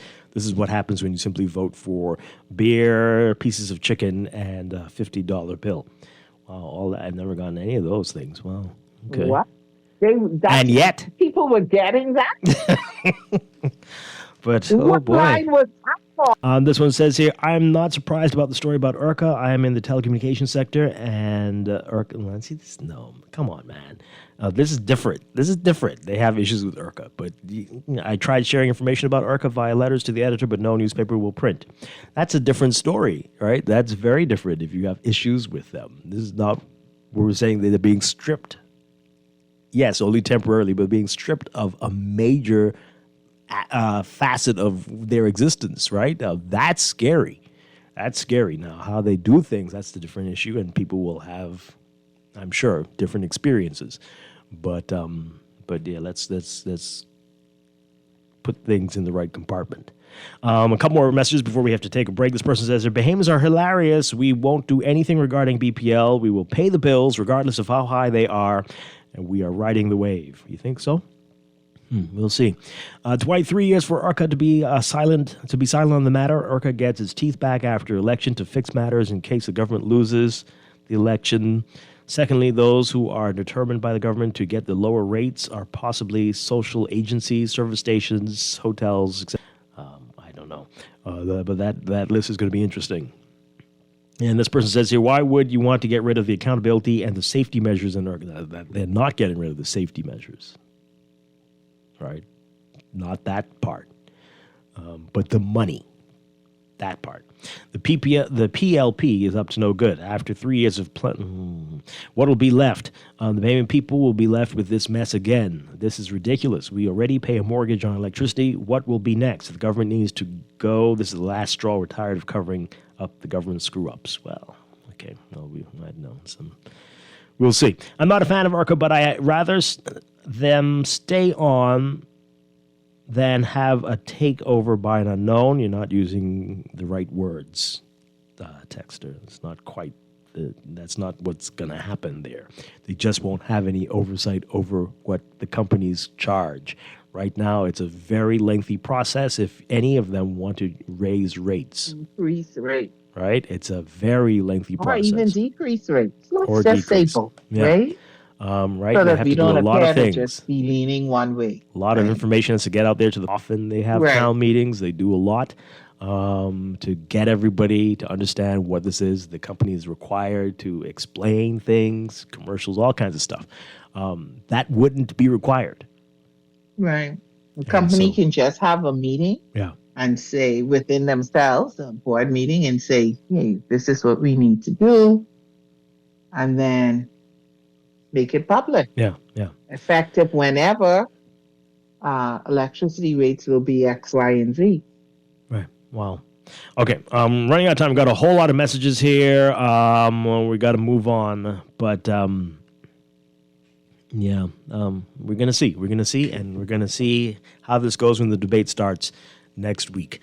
All right, let's take a break, and then we'll get into our Earth Week series. This is very timely, isn't it, folks? We're talking about all of these during Earth Week. Boy, I tell you, next week's going to be interesting. That's all I can tell you. Let's take a break. This is Morning Blend on Guardian Radio 96.9. Just can't hide.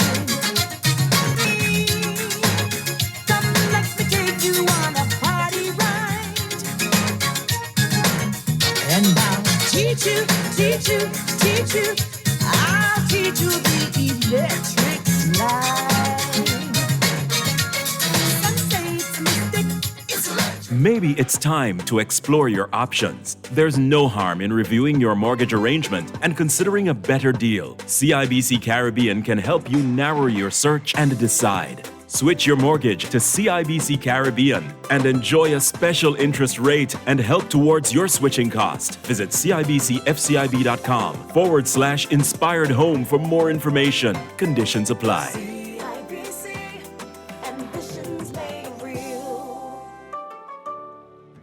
In 2023, over 9 million visitors came to the Bahamas. This year, we plan on shattering that record. That's why tourism is everyone's business. Paradise is not only found in Nassau, but throughout our 16-island destination. No matter who you are or what you do, we all have a part to play in our tourism industry. This is our country. This is our home. That's why tourism is everyone's business. Doctors Hospital has reimagined primary care. We have invested to improve our health system, ensuring that accessible, affordable, world-class clinical care is closer to you. We understand that your relationship with a primary care provider shapes the foundation of your overall health. Our new modern primary care facilities are where critical diagnoses and true personalized treatment begins. With locations across New Providence, Grand Bahama, and Exuma, we invite you to experience the Doctors Hospital difference. Book your next appointment at clinics.doctorshosp.com.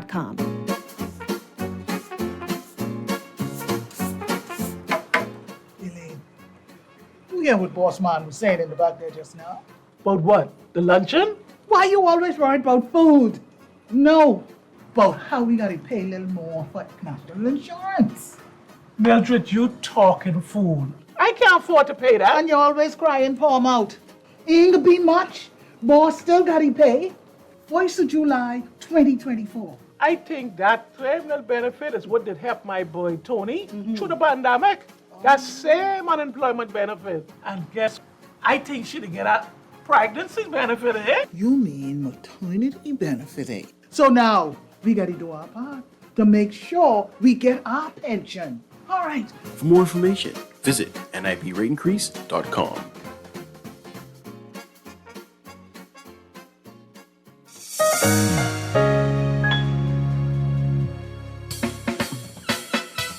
Do you have uncontrollable debt? Are you ready to make that move to Fidelity for a stress-free future?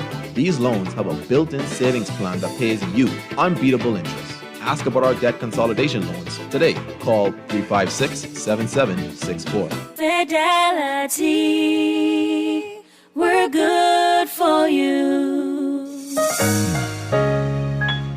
This is Guardian Radio 96.9 FM, Nassau, Bahamas. KB and Sting, coming with the Bohemian team. Come on. Woo!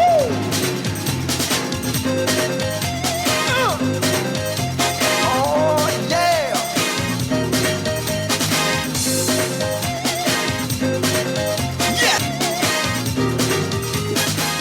We're back here with Morning Blend on Guardian Radio 96.9. Dwight Strachan along with Laverne Gardner, and we are winding down our Environment Week, our Earth Week series. And in this part, before we get to our second part in business, we are talking with BREEF, the Bahamas Reef Environment Education Foundation.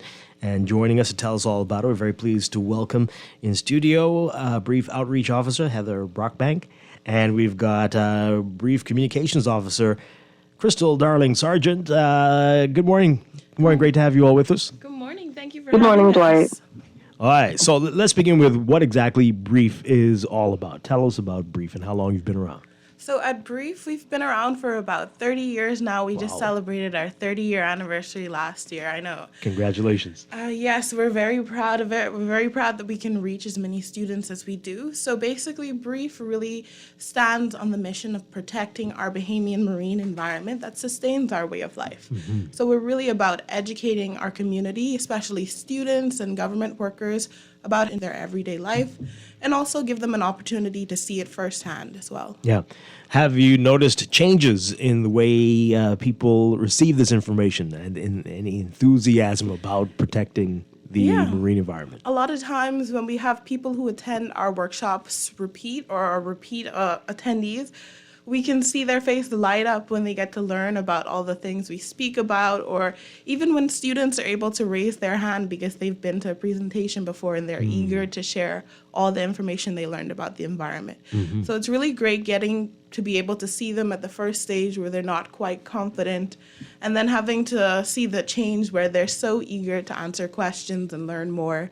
It's really rewarding, especially when you get to reach so many students and really give them that education that everybody should have. Yeah. Yeah. All right, so that's students, but do you see that with adults as well? And do the students take that to adults, or do they take that into adulthood and keep up the same enthusiasm? I think with the adults, it's different because students are looking at it as a plane, whereas adults are looking at it as something, oh, I've never known this before. And it's great that you can open the eyes of people's everyday lives and kind of help them to see better how they can adjust their lives to adhere to closed seasons or use less energy in their households, or even just be mindful of what fish is good to eat when and how they can help the environment just by sustainable food choices or energy choices. Yeah. Crystal, you were saying something?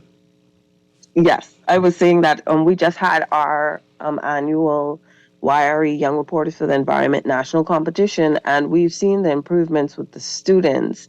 In particular, when we speak to adults, we're more student orientated, but when we speak to adults, we do a lot of education programs, so for teachers, and we also do for law enforcement. Talking about, regulations and so forth. And when they come back, like Heather said, when they return, they're always building on the knowledge that they have. And a lot of them would go out afterwards and they would seek more information. And so over the years, I've seen growth within the educators and law enforcement more in particular. But there is a great interest, I would say, that is growing in the country. And I think as climate change becomes a very important global issue, especially with this administration focusing on climate issues and sustainability, that brings in a lot of attention from the general public on these matters. Yeah. We also had events like, the rising temperatures in the summer, right? That affects everyone, their businesses, their livelihoods, the way they get around. And then also it helps, there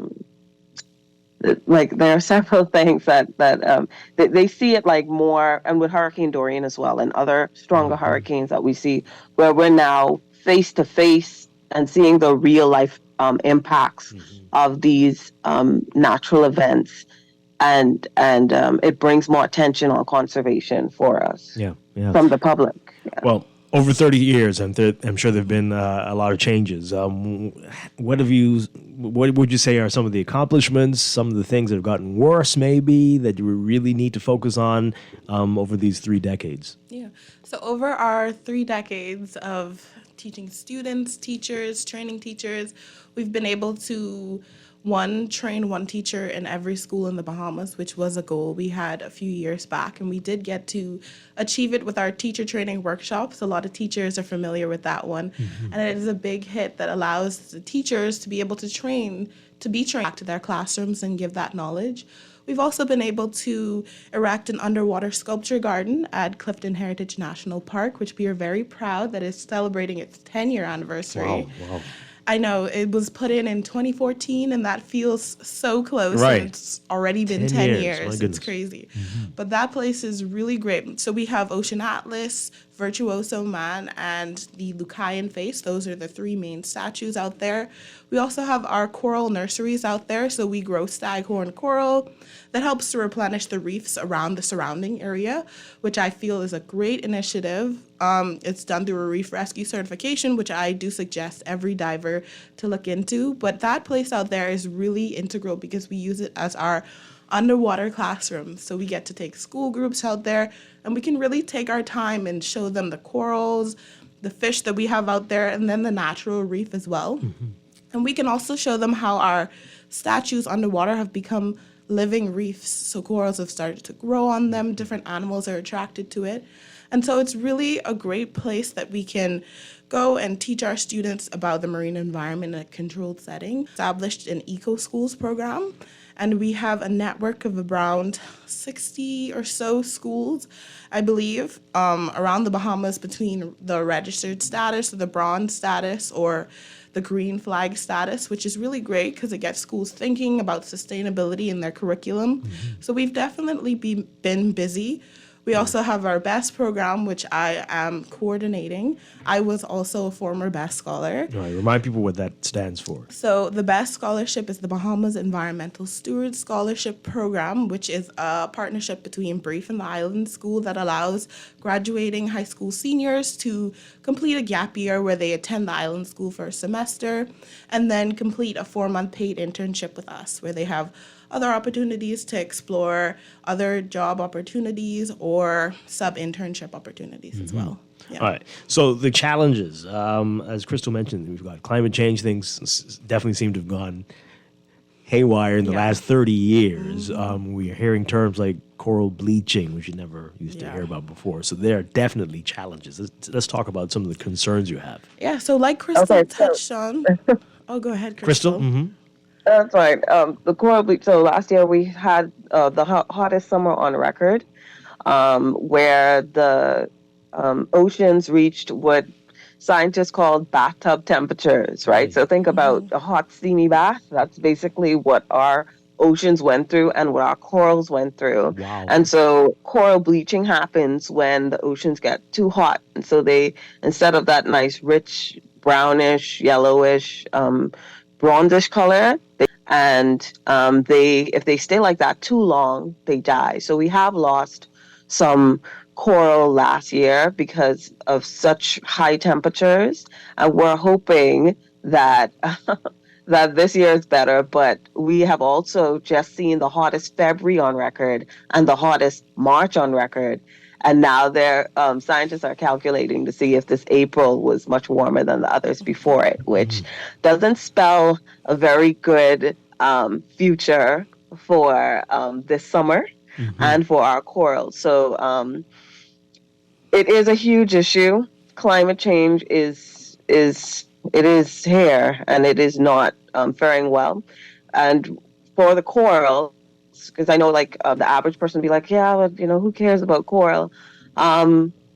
Coral reefs break up to 97% of storm wave energy. So when you see storm surge, especially during strong storms and hurricanes, the coral reef may be the thing breaking those waves or blocking that storm surge from coming into your home. So they are very, very important along with mangroves. They're the first and second line of defense islands, our small, very flat islands. So corals are super, super important for us. I just Good wanted to morning. put that in there. Sorry, good Laverne? morning, Crystal. Yeah, I had a question.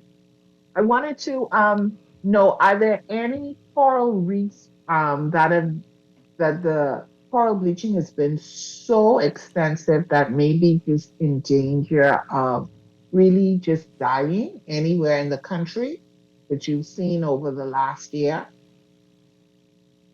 I do not think that it has been to that extent where there's a whole huge area that is like at risk of like losing the entire coral. I think it's always like for all coral, there are some species that are a little bit more resilient, and the good news is that some corals are what do you call it? Cross breed a stronger species of coral that is more resilient to the heat. So nature is, trying to find its way, but at the same time, there has been a lot of struggles for our coral. There's also stony coral tissue loss disease, which is, it intensifies all of the other issues that we have with our coral. So I wouldn't say one place in particular, but in general, the coral is very sensitive to high temperatures. Heather? And they're struggling to survive. I just wanted to make a note on that. In terms of coral mortality, we did see mortality in 2 of our coral trees. So at the nursery I talked about with all the sculpture gardens, we have 3 coral trees usually. And last summer we saw bleaching in all 3 of them, but only 1 of the trees came back. Oh boy. So we did see mortality in 2 of our trees, so those had to be replaced. And when it comes to replacing coral trees, it's not as simple when you have corals that are recovering from bleaching events. So we're still waiting on the water to get quite comfortable for them because it is still a bit too hot to say execute these reef restoration activities as well. And other parts of the world have not been this lucky, right? They've had devastation. Total. It's happening all over the world. Yeah. It's not just us. Yeah. So it like in certain parts it's been worse, and some parts it's been a little better. Even for us, I feel like in Andros last year, it actually fared better than the one in New Providence for some reason. I know the Perry Institute for Marine Science, they were doing some studies on that as well. So you can go and I know they have like additional information on the studies that they did last year about the coral bleaching. So that's some extra information if anybody wants to go independently and do some research. All right. You mentioned closed season, so we have a few of those. Just wanted to know, are they working? Like we have a closed grouper season. How long has it been now? Do we have evidence that this is paying off? For that question to be correctly answered, you'd have to speak directly to the fishermen because they're the people who can give you the correct statistics on if it's easier to fish grouper or spiny lobster with these closed seasons or not. And then we've had conversations of people suggesting a closed season. Right. So would that be effective as well, or would it not be effective? So just thinking back to how it was before the closed season versus how it is now or how it could would show you if it's working. So we know the Nassau grouper is critically endangered. And with this closed season, we haven't seen any updates on that threat reporting. So that's a good thing that they're not even more endangered. So we're seeing that the closed season is helping them. And hopefully everybody adheres to the closed seasons. We have fishery regulations on our website, or you can use the Fish Rules app. We also offer handheld booklets that you can slip right into your wallet. So if you ever need a question answered about fisheries regulations, do look into it because it's really important, especially when you're thinking about buying sustainable seafood. Going to these fish vendors, sometimes the fish is already cut up. So you're not sure if it's the Nassau grouper when it's the closed season. And so really being mindful of how you purchase seafood is the first step you can do towards helping these closed seasons. So making sure your conch comes in the shell before you see it, not just getting it out of a bag, because we need to make sure all these animals are not only mature, but you're not catching it in the closed season. Right. Wow. Yeah.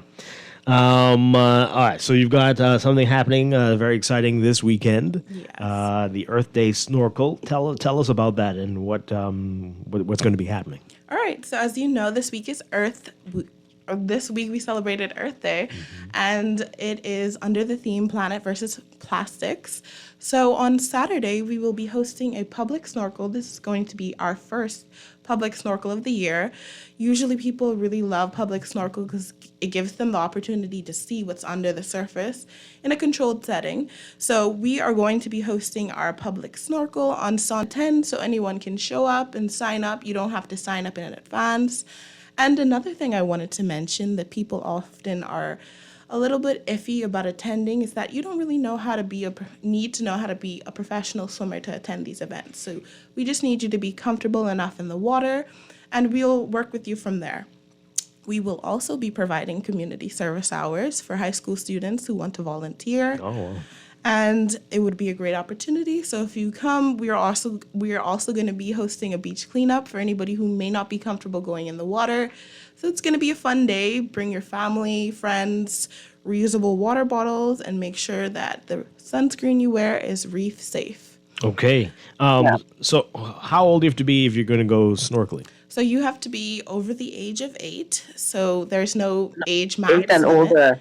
8 and up. Yeah, 8 and up. And I don't want anybody to get concerned that they're too old to snorkel. You're never too old to snorkel. We welcome all ages over 8 and over to join and participate in the snorkel. And if you are under the age of 8, you can just participate in the beach cleanup. Okay. All right. And again, this is Saunders Beach. Yep. How do you know if your sunscreen is reef safe? So if you look on the back, there's a certain chemical that you're going to look out for. I do not know it off of the top of my head right now, but look it up. And there's a certain chemical that is not safe for coral reefs, and ensuring that that is not on your sunscreen. Or you can just opt for mineral sunscreen or reef safe on the packaging of the sunscreen. So most of them have reef safe on it. So most of them would have like a little logo either in the front or in the back. They'll have reef safe. And then if you see that, then you know that it's a reef safe sunscreen. But most of the sunscreen I've seen over here is reef safe. Okay. So if you go like in Lowe's or something, most of the sunscreen you'll see on the shelf, it'll have like a reef safe logo on it. And you'll be like, okay, yeah, that's the one to pick. Because it won't damage the corals when you're swimming around. Wonderful. In the fin. And again, this is free. And this is from 100% free. And the time again? 9 a.m. to 12 noon. Okay. All right. Wonderful stuff. Before you go, this text, anyway, Laverne, the texters, something's up. Anyway, this person says here, I have to say this because this is getting out of hand. Can you and your guest stop selling rockfish and tilapia? What? And try to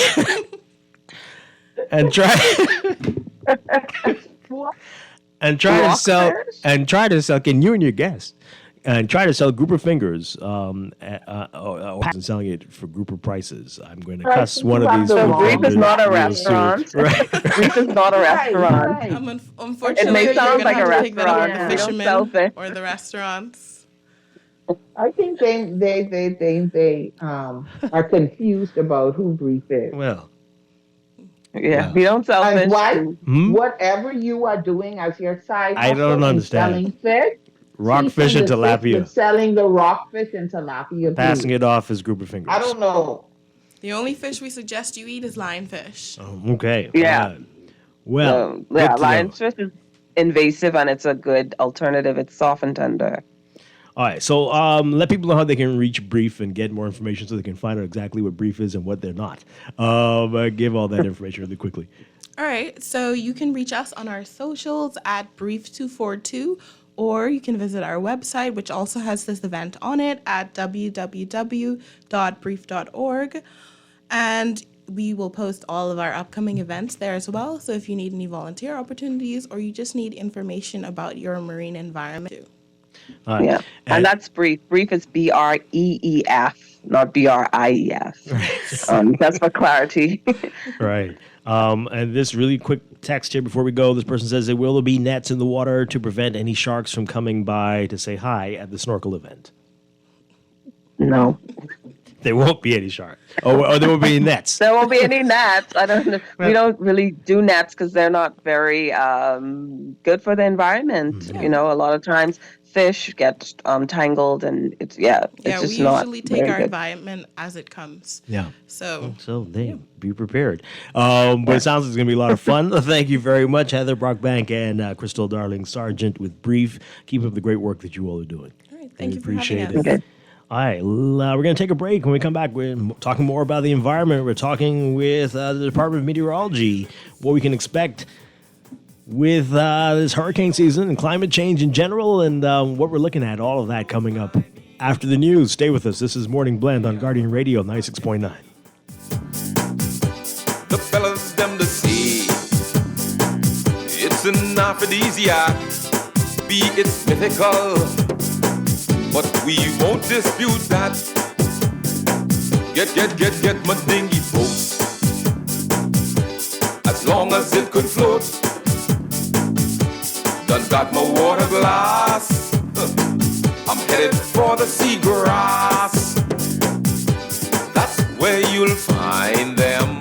Sherwin-Williams Bahamas doesn't mess about when it comes to product range and product knowledge. If it's a new product come in the store, we walk the store and study that product. One thing with our boss, if a new product comes in, he takes the time and he's always keeping us up to date with product knowledge. And we just had 9 weeks of different products that we had to study, and we had exams at the end of each product. Yeah. The only way we can sell the product effective, we have to know that product. Yeah, that helps us to relate to our customers. It gives us better knowledge to know what product to introduce to them. You understand? So we can know what product to give them to use and what product not to give them to use.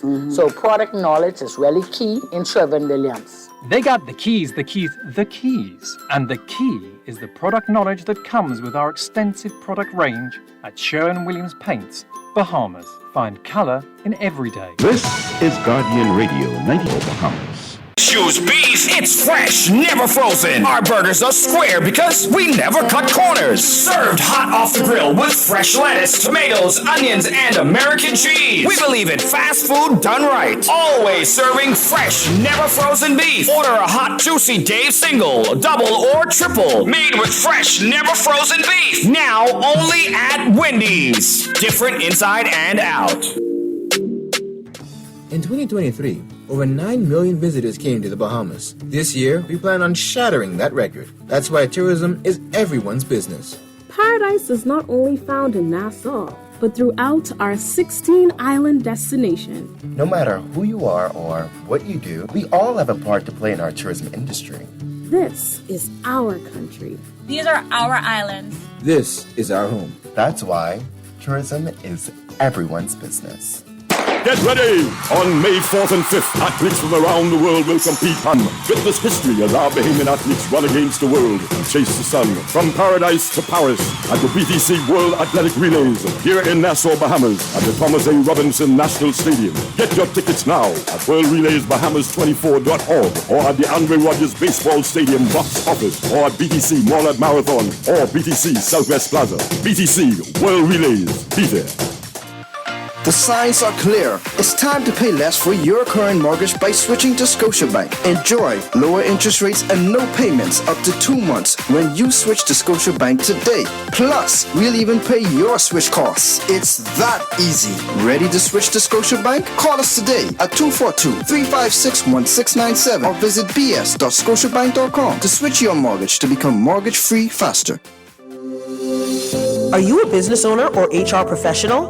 RF's team of pension specialists are here to empower your employees with market-leading retirement solutions and to make implementing group pensions easy and cost-effective. With RF, starting or switching your company pension plan is a breeze, and there are no setup fees. If you're looking for strong investment performance and low fees, visit rfgroup.com/empower and empower your team to retire comfortably with rfgrouppensionsgroup.com/empower. Screws and Fasteners World, Balfour Avenue and Palm Beach Street, has those hard-to-find fasteners for you right now.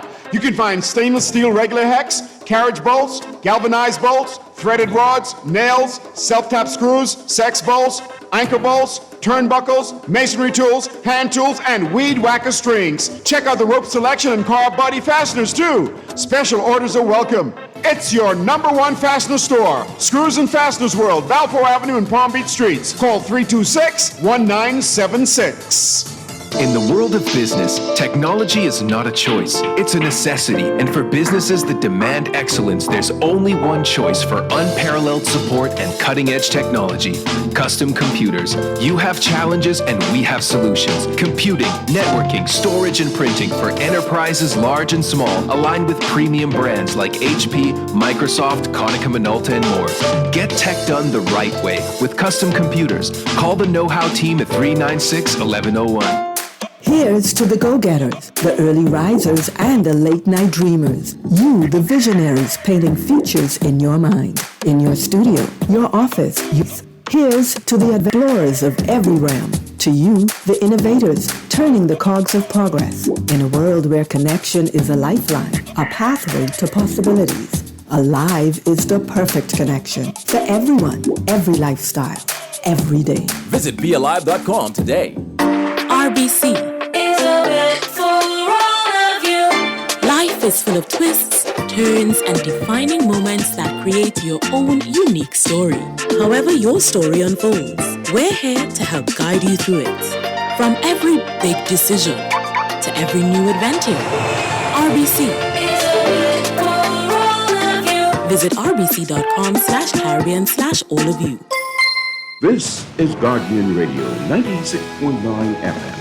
Fresh news, smart talk, all day. The views and opinions of the hosts and guests are their own and do not necessarily reflect the position of the management and staff of Guardian Network.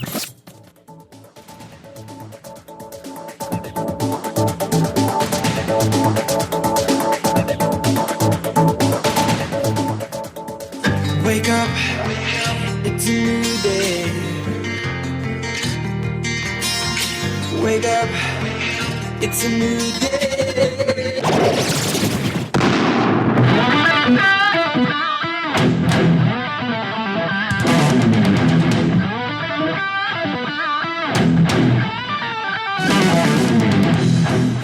Good morning and welcome to Morning Blend Business on this Thursday, April 25th, 2024. And listeners, once again, I'm Dwight Strachan along with Laverne Gardner.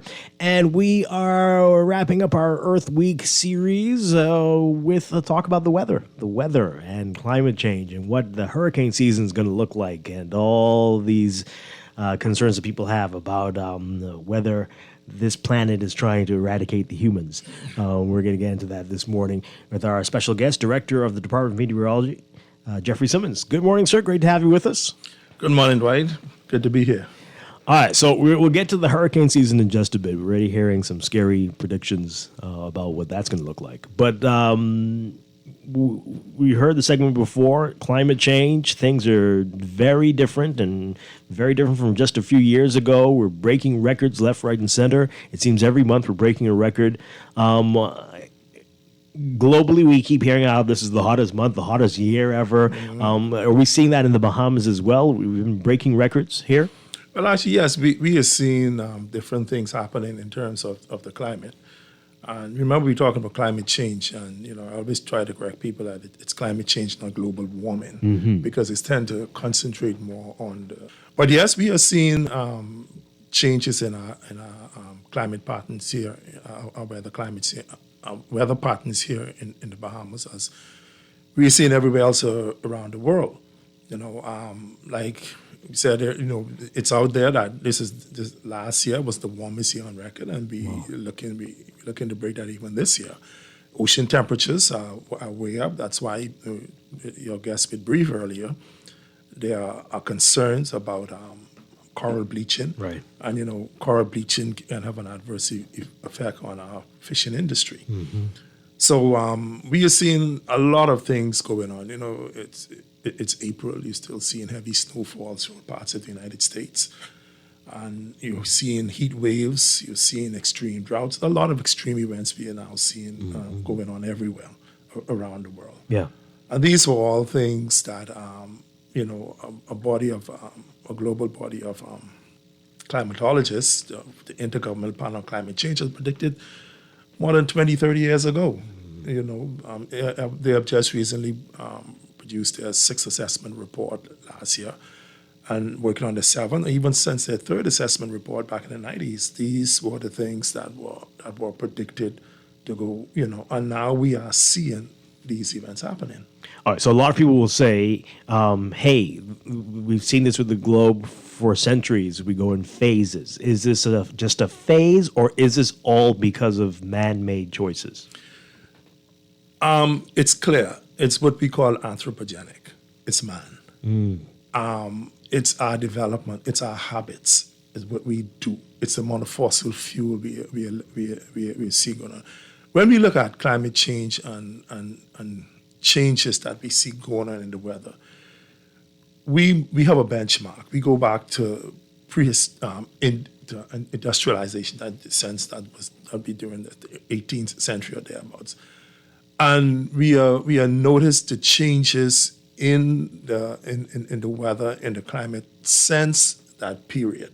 When we've been talking about things like 1.5 to stay alive, the 2.0 increase. Right. We are looking in increase above pre-industrial period. That's what we're looking at, okay?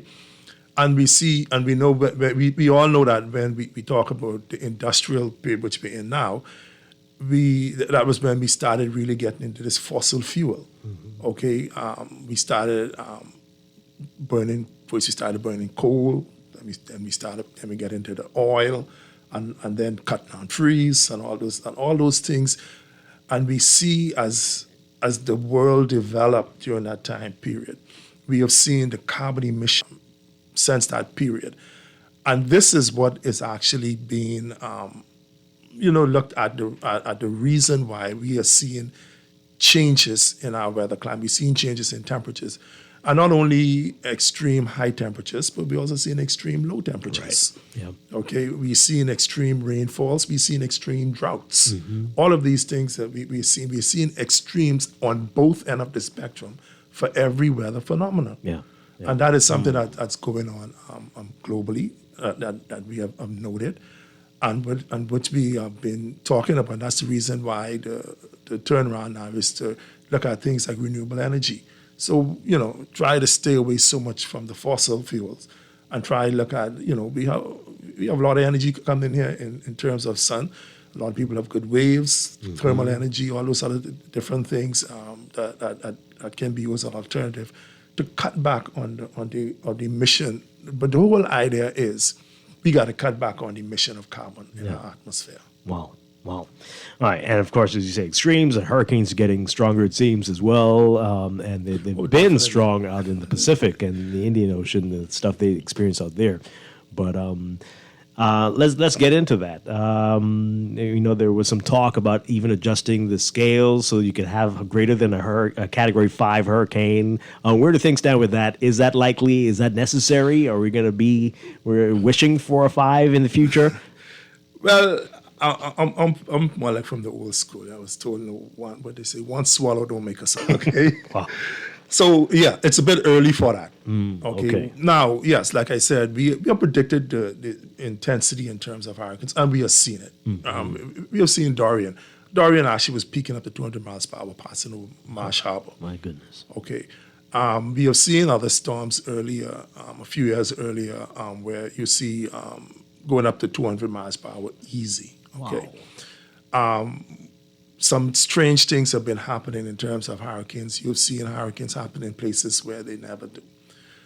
In 2017, you had 2 Cat 5 hurricanes around the Leeward Island area.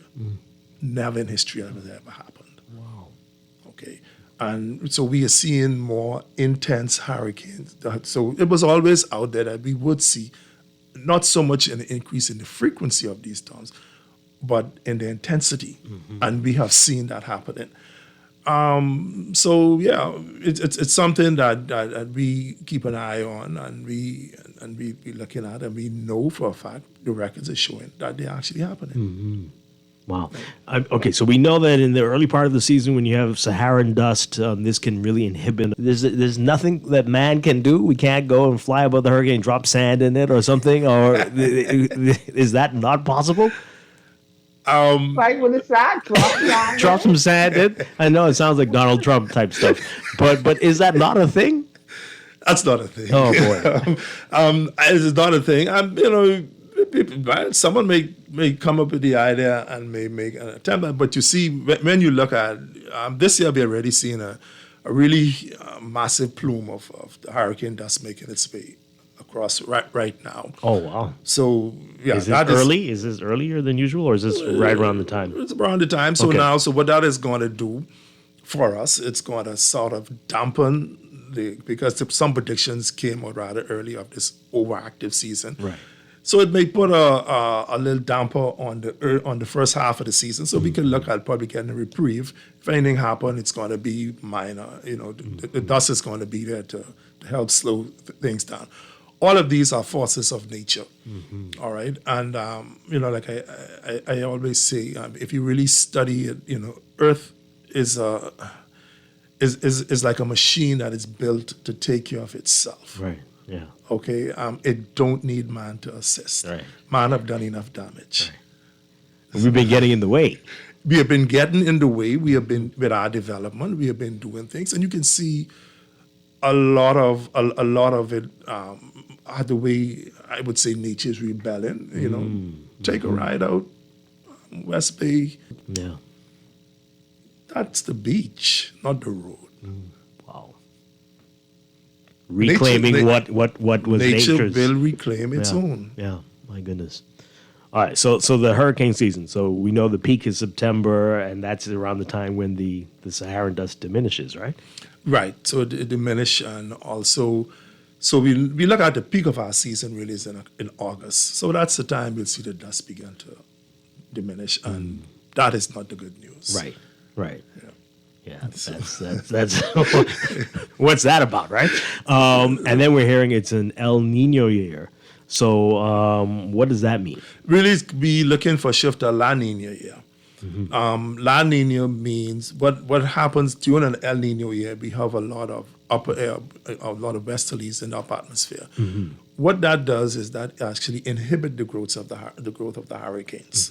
So as the hurricane developed, they would grow upward. So what those upper level winds would be stunning the growth of the hurricane itself. Oh, so we're moving to La Nina? So now we're moving to La Nina, where we don't have those prevailing winds up there. Oh boy. Doing that can grow. Combined with that, we have seen warmer temperatures than ever before in the oceans.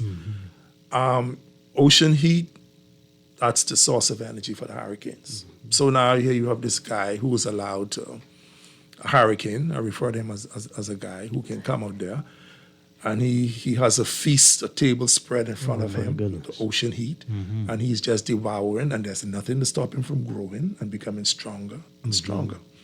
And that is the fear we have. Even this year, we have predicted 5 major hurricanes to develop in the Atlantic Basin this year. The average is only about 3.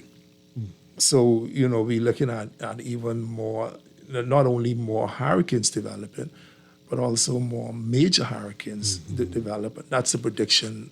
But some of them, NOAA, the National Oceanic Atmospheric Administration, they're the ones who we really pay close attention to, along with the University of Colorado, who put out that they expecting 23 named storms this year.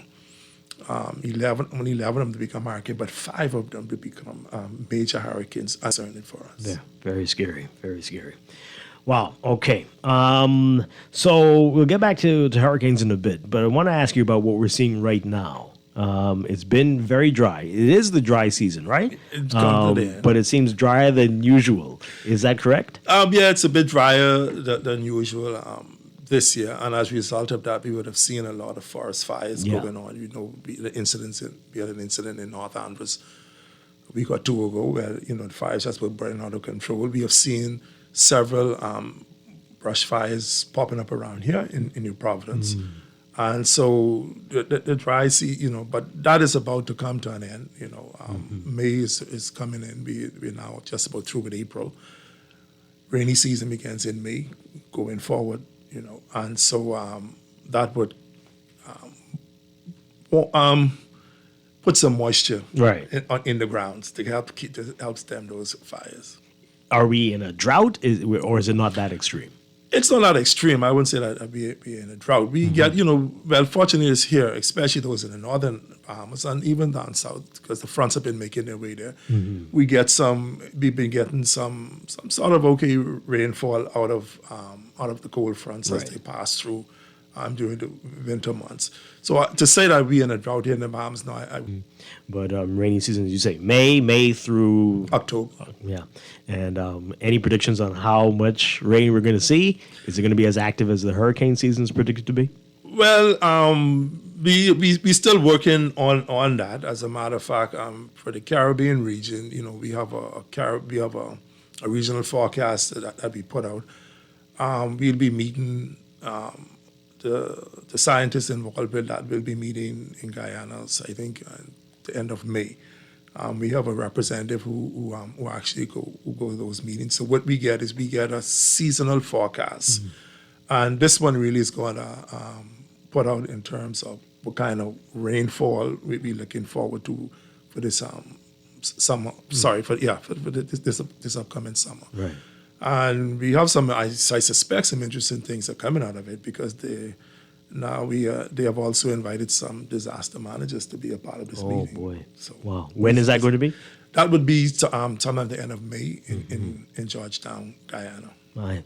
So before the rainy season starts, is there anything that we can do to reduce the risk? We need to. Well, there's not much we can do, especially no one live in the area of the brush, because the fire usually start from the dry leaves that would have accumulated on the ground over the years. And in a way, it's a sort of rejuvenation for the forests themselves. But what we can do, I guess, most of it would depend on our fire department. Right. To be alert and to really try to. And if you're in an area, especially if you're in an area where there's not much development, where we have, especially in the area of our forests. And if you see anything happening, try to let the authorities know as soon as possible so that they can get out there and sort of put a stop before it gets out of control. Yeah. Wow. We're talking with Jeffrey Simmons, the director of the Department of Meteorology. You can call in, give us a call, 323-6232, 325-4316. 325-4259. Call us toll free, 242-300-5720. Tweet us, Facebook us, text us, 422-4796. All right, so it's almost May. That means 1 month and about a week before the hurricane season begins. What should people be doing right now? Well, people should start their season preparation. You want to ensure right now is a good time to any of those trees you see, two tall trees. I know this is some fruit bearing time, and those mango trees looking real good this year. Your pear trees and all of that. But we want to, trim them back a bit to make sure that no branch can fall on your roof, in the event of a hurricane. You want to check your roofs. It's a good time to get on your roof, do an examination, make sure all of your shingles, any shingles you see loose, try to get them quickly repaired, because, a hurricane only need to find one. And when they find one, they can get the others to fall in line. So we want to make sure that all of our shingles are intact, all of our eave boards are good, because you don't want any of those eaves to be rot a bit, the wind to get up into them, because, once the wind get under your roof, if your roof is not built to code, it can easily be lifted. So we want people to look. The right now is to start looking around your property. Make sure your property is in order, and start going to the grocery stores, buying extra canned foods to put away in your cupboard for that rainy day, should it occur. All right. We got a call. Let's take this call. Good morning. Good morning to your guest. Hi. Mr. Strong, could you please give me a minute to express myself, please, without pressing the button, please? I just want to ask, I'm glad he mentioned the fact of pre-industrial records, right? And I guess post-industrial records to show the deviation. But I am confounded by the fact that, I know he's a meteorologist, and this is no disrespect to anybody, this is just the plain truth, and I would like for everybody who can hear my voice to go online and check it for themselves. What I'm saying is, we know that the climate is changing, right? We know that there are other greenhouse gases, GHGs, right? We know about climate gate. But what I'm saying is, I am very much confounded by the fact that in greenhouse control environments in Canada, you know, I've been exposed to the cannabis industry in other places, and I realize that 400 parts per million, that's the level of CO2 parts per million in the atmosphere right now. So I'm confounded. Why is it that educated people keep focusing on carbon dioxide and carbon that they don't know the molecular science of? They're just repeating garbage on the radio because it cannot be that carbon is the culprit. Everything that is manufactured requires carbon dioxide, and you will get carbon monoxide with inefficient fuel burn. Now, here's what the final question is. This has nothing to do with me. I Googled, because I knew this, what is an ideal parts per million in controlled greenhouse environments for plants to flourish and healthily and readily photosynthesize at a fast rate. It says 1,200 parts per million. And 800 to 1,200 is what they use in the cannabis industry. So plants thrive at this particular parts per million. Why is it that the globalists are lying to us about carbon dioxide as the culprit out of all the greenhouse gases, when in many countries throughout the world they have banned diesel fuel vehicles in inner cities because they know the sulfur dioxide is being linked to asthma and various human ailments. Also, the cruise industry has been mandated from 2020 to reduce their cheap fuel that has a high sulfur content. So what I'm saying is, if carbon is the source of all life, man, this is so ridiculous for me. I really would like to have a real healthy debate, intellectually honest debate with anybody, because I can't allow this to go on. Dwight, and at the age 60, right, I'm not going to be in fear of any hurricane because I know God. I don't believe in him. I know God. So I can't be to this fear about hurricanes coming. They've been coming. The kingdom coming. Bless up. Okay. Jeffrey Simmons, you... Yes, like you mentioned, it's not only carbon, it's also greenhouse gases. Now, plants, we know that carbon is something, the carbon dioxide, the plants, they and let them out. And produce with the oxygen. Mm-hmm.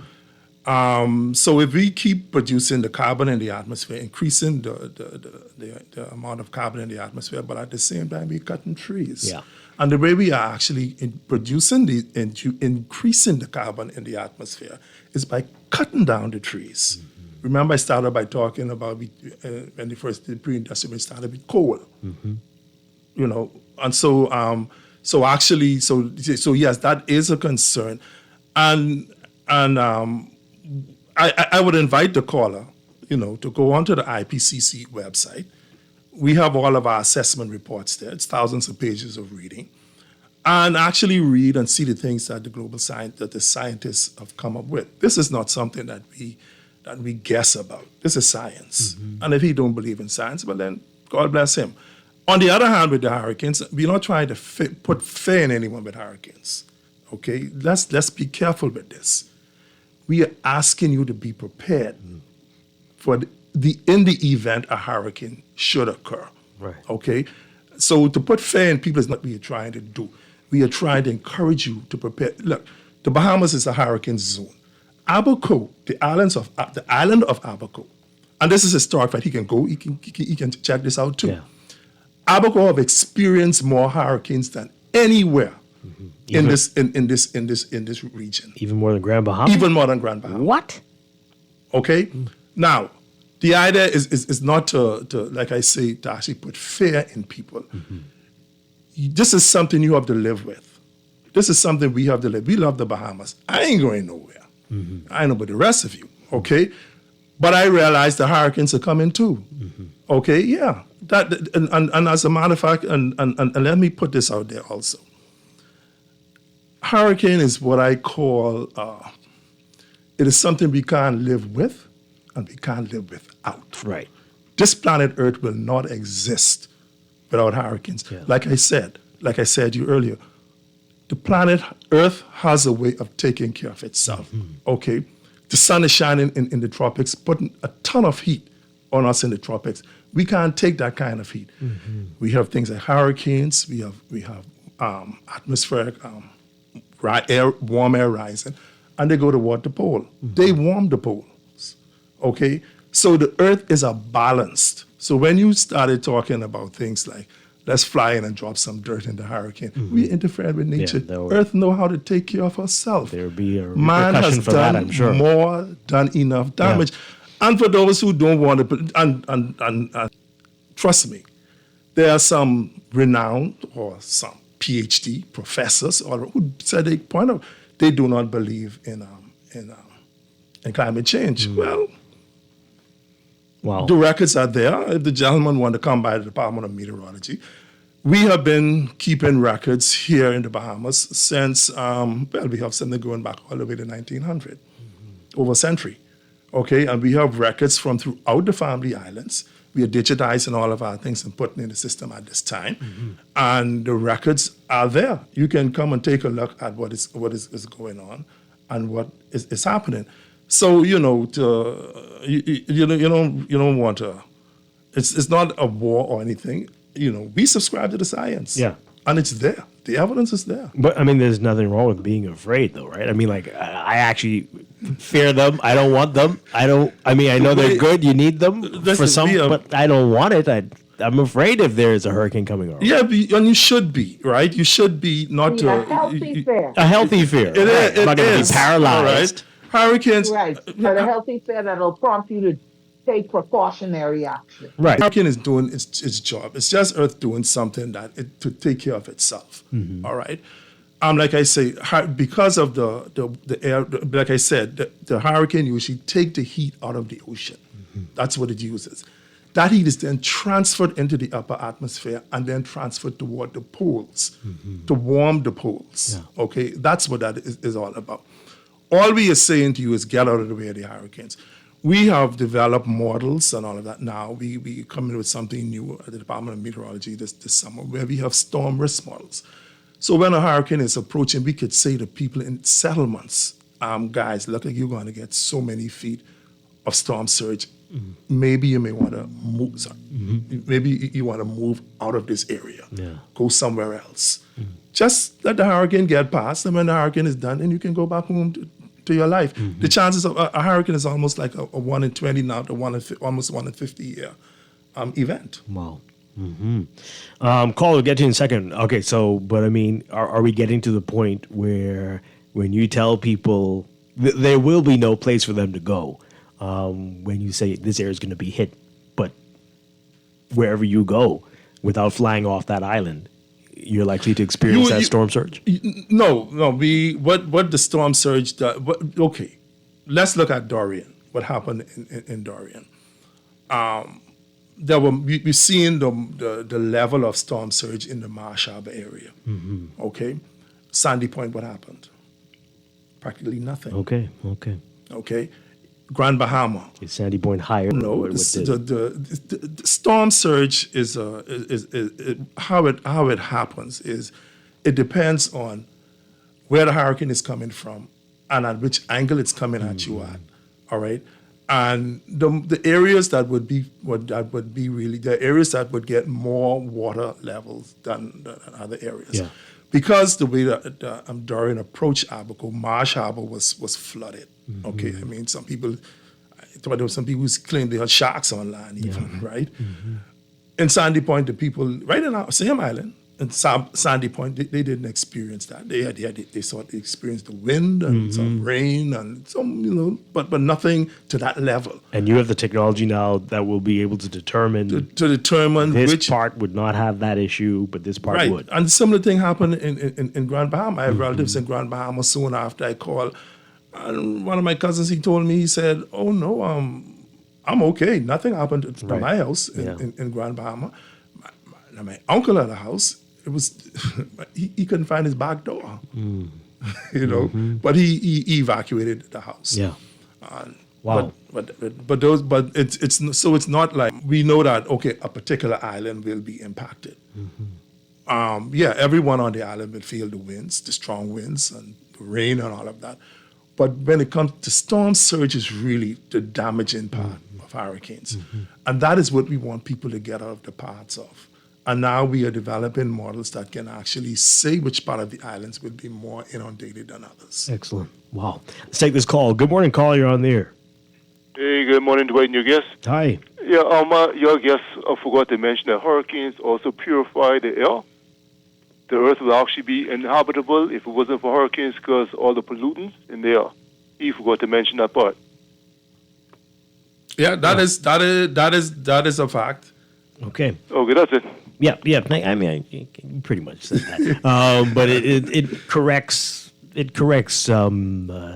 issues. It's the reset. It's the reset of the earth. Yeah. Don't forget, we have the sun that is concentrated between the tropics, the Tropic of Capricorn, Tropic of Cancer, okay, in the tropics. And the sun is pumping a lot of heat on us. We can't take this heat. And Earth has mechanisms in place to transfer the heat to the poles that is getting. Don't forget, there are a few days when the North Pole and the South Pole get no sunshine at all. Wow. So I got to ask you, we've been talking about this all week. We've been doing a series of environment themed shows, but it's come up quite a bit. The fact that we are cutting down our hills, especially here in New Providence. You've got very little left. In a major hurricane and a major weather event, I know, Laverne, I remember as a kid, we were told, get to those hills. Those ridges will be the only thing that save you. But what are we going to do now? Well, we have to control that kind of activity, especially close to near the coast. You definitely can't allow it to be happening too close there. There's some areas near the coast that we have some hills, And then, I just want to say, sorry, Dwight, I just want to say I was never told that as a kid. Maybe because Grand Bahama is so flat, right? You all were. Right, so well, good hill. Right. Well, some islands have, some islands don't. There's a really nice ridge along the center of Cat Island that we hope to keep intact. right. And all of the islands have some height. But then, on the other hand, we have, I always say, the island of New Providence is I don't know, you guys, when you was in primary school, we finally picked this small island to be the capital. And then, later on in life, the message came to me. Those pirates, they were not so dumb as you think they were. Yeah. This is the most protected island in the chain. Yeah. Absolutely. Okay, we have. See y'all. We have. Yeah, we do. We have a bar. We have a barrier reef to the east of us. We call that one Eleuthera. I don't think they like to be referred to as that, but okay. You got a sacrificial island. And if you look around the northern coast of our islands, the northern coast of New Providence is littered with islands. Yes, lots of little islands. We have all the barrier reef along the west. Somebody's texting about that too. Right, the Spaghetti Islands. Right, all those all around us. Yeah. We are protected here on this island. This is the most protected island in the chain. So we've got to protect it. Stop cutting down the hills and do whatever. Help Mother Nature continue to protect us. Yes, we need to. Really quickly, caller, running out of time. Good morning. You're on the air. Yeah, Dwight. Good morning to you and your guests. Hi. Yeah, like they say, the ridge and the hills are what we need because when we check the historical hurricanes, even from back in the 1920s, you learn that all the people ran into, especially in Watlands Islands in Salvador, they go into the hills or go into the caves, right? And when you talk about the hurricane with clearing the atmosphere and what we were talking about earlier with the sun ray, right? Today happened to be the sun gives us 13 hours it has been increasing like 2 minutes for the past, because I track it every day. Watch this. Hey, Siri, what time sunrise? Sunrise was at 6:37 a.m. today. Hey, Siri, what time sunset? Sunset will be at 7:37 p.m. today. You see? And it's been increasing, and it's increasing like 2 minutes every day. I do that every day. Yeah, and it will until the start of summer. Until and then around, we'll that start, happens around the 20th of June. right? And And then then it will it'll start to going down decrease, right. until the winter Yeah, solstice. I mean, I mentioned that because, with the energy thing and the BPL and talking about the solar panel thing, we harness the sun. If we harness the sun ray and reduce everybody electricity bill. So. Okay. Yeah, we got to think about all these things. Jeffrey Simmons, we could talk for many more hours, but we're out of time. Thank you so much, sir. I feel a little safer and more comfortable that we can weather this, pardon the pun, hurricane season is coming. But hopefully we can slam the brakes on even more extreme conditions going forward. But thank you, sir. Appreciate it. Hopefully we won't talk too much over the summer months and into the fall. Yeah, hopefully I don't have to come in here and talk to you about an approaching storm. Yeah, right. So we'll check you after the season. We expect last year wasn't so bad. We had 20 named storms last year, and none of them came our way. Let's hope we see the same thing. Let's just prepare for the worst, but hope for the best. Absolutely. Thank you very much. Appreciate it. My pleasure. Hey, and that's going to wrap up our Earth Week series. We're going to take a quick break to wrap up the show in just a bit. Stay with us.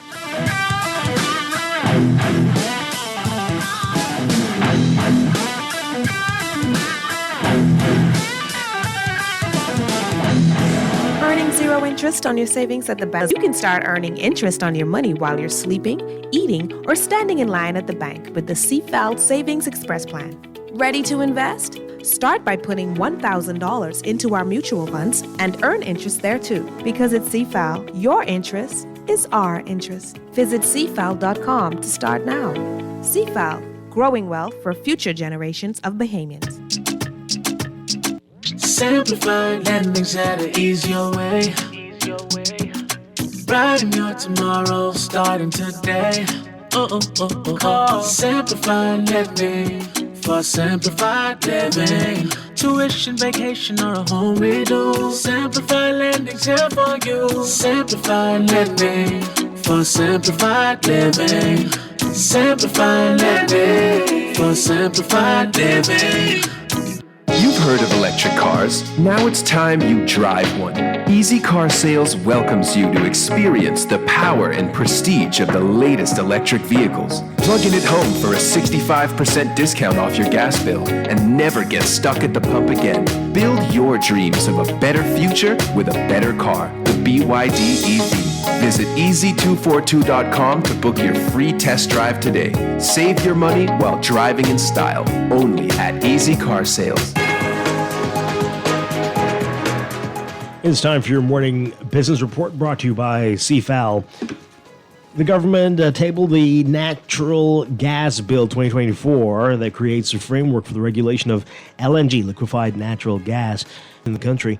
The bill explains in its objects and reasons section that it was drafted to establish a legislative framework to regulate the importation, regasification, shipping, transportation, and retailing of natural gas to ensure these activities are performed in a safe, efficient, effective, economic, and environmental manner.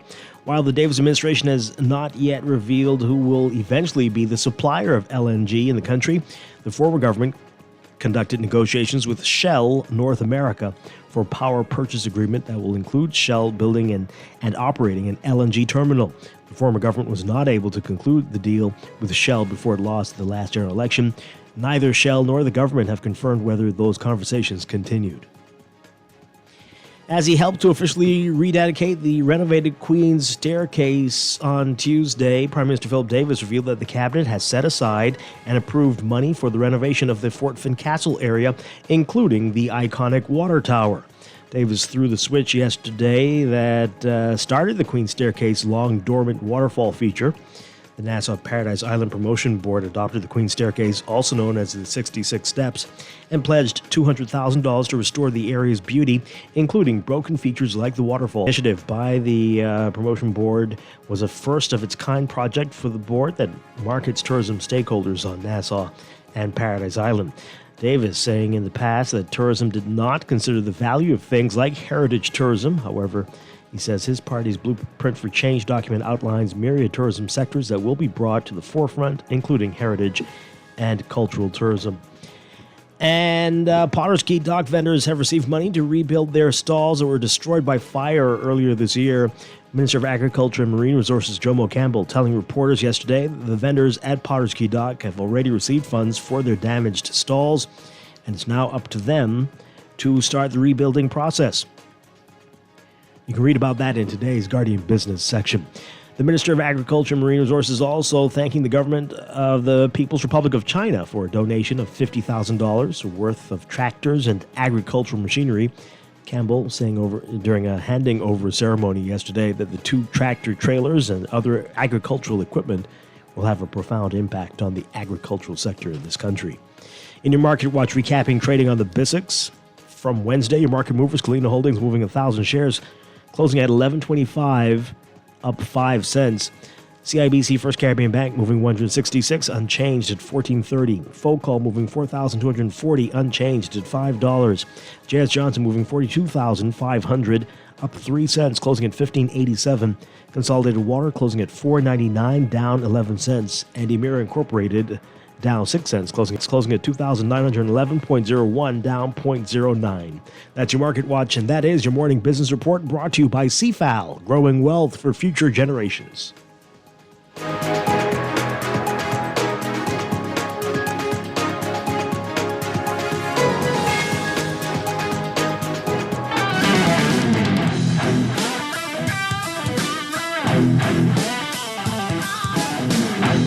Laverne Gardner, thank you so much for being with us this morning. I'll talk with you again soon. And I'll be back tomorrow morning with more Morning Blend and Morning Blend Business here on Guardian Radio 96.9. Dwight Strachan, have a great day, everybody. Stay tuned for On the Clock with Aaron Green coming up next.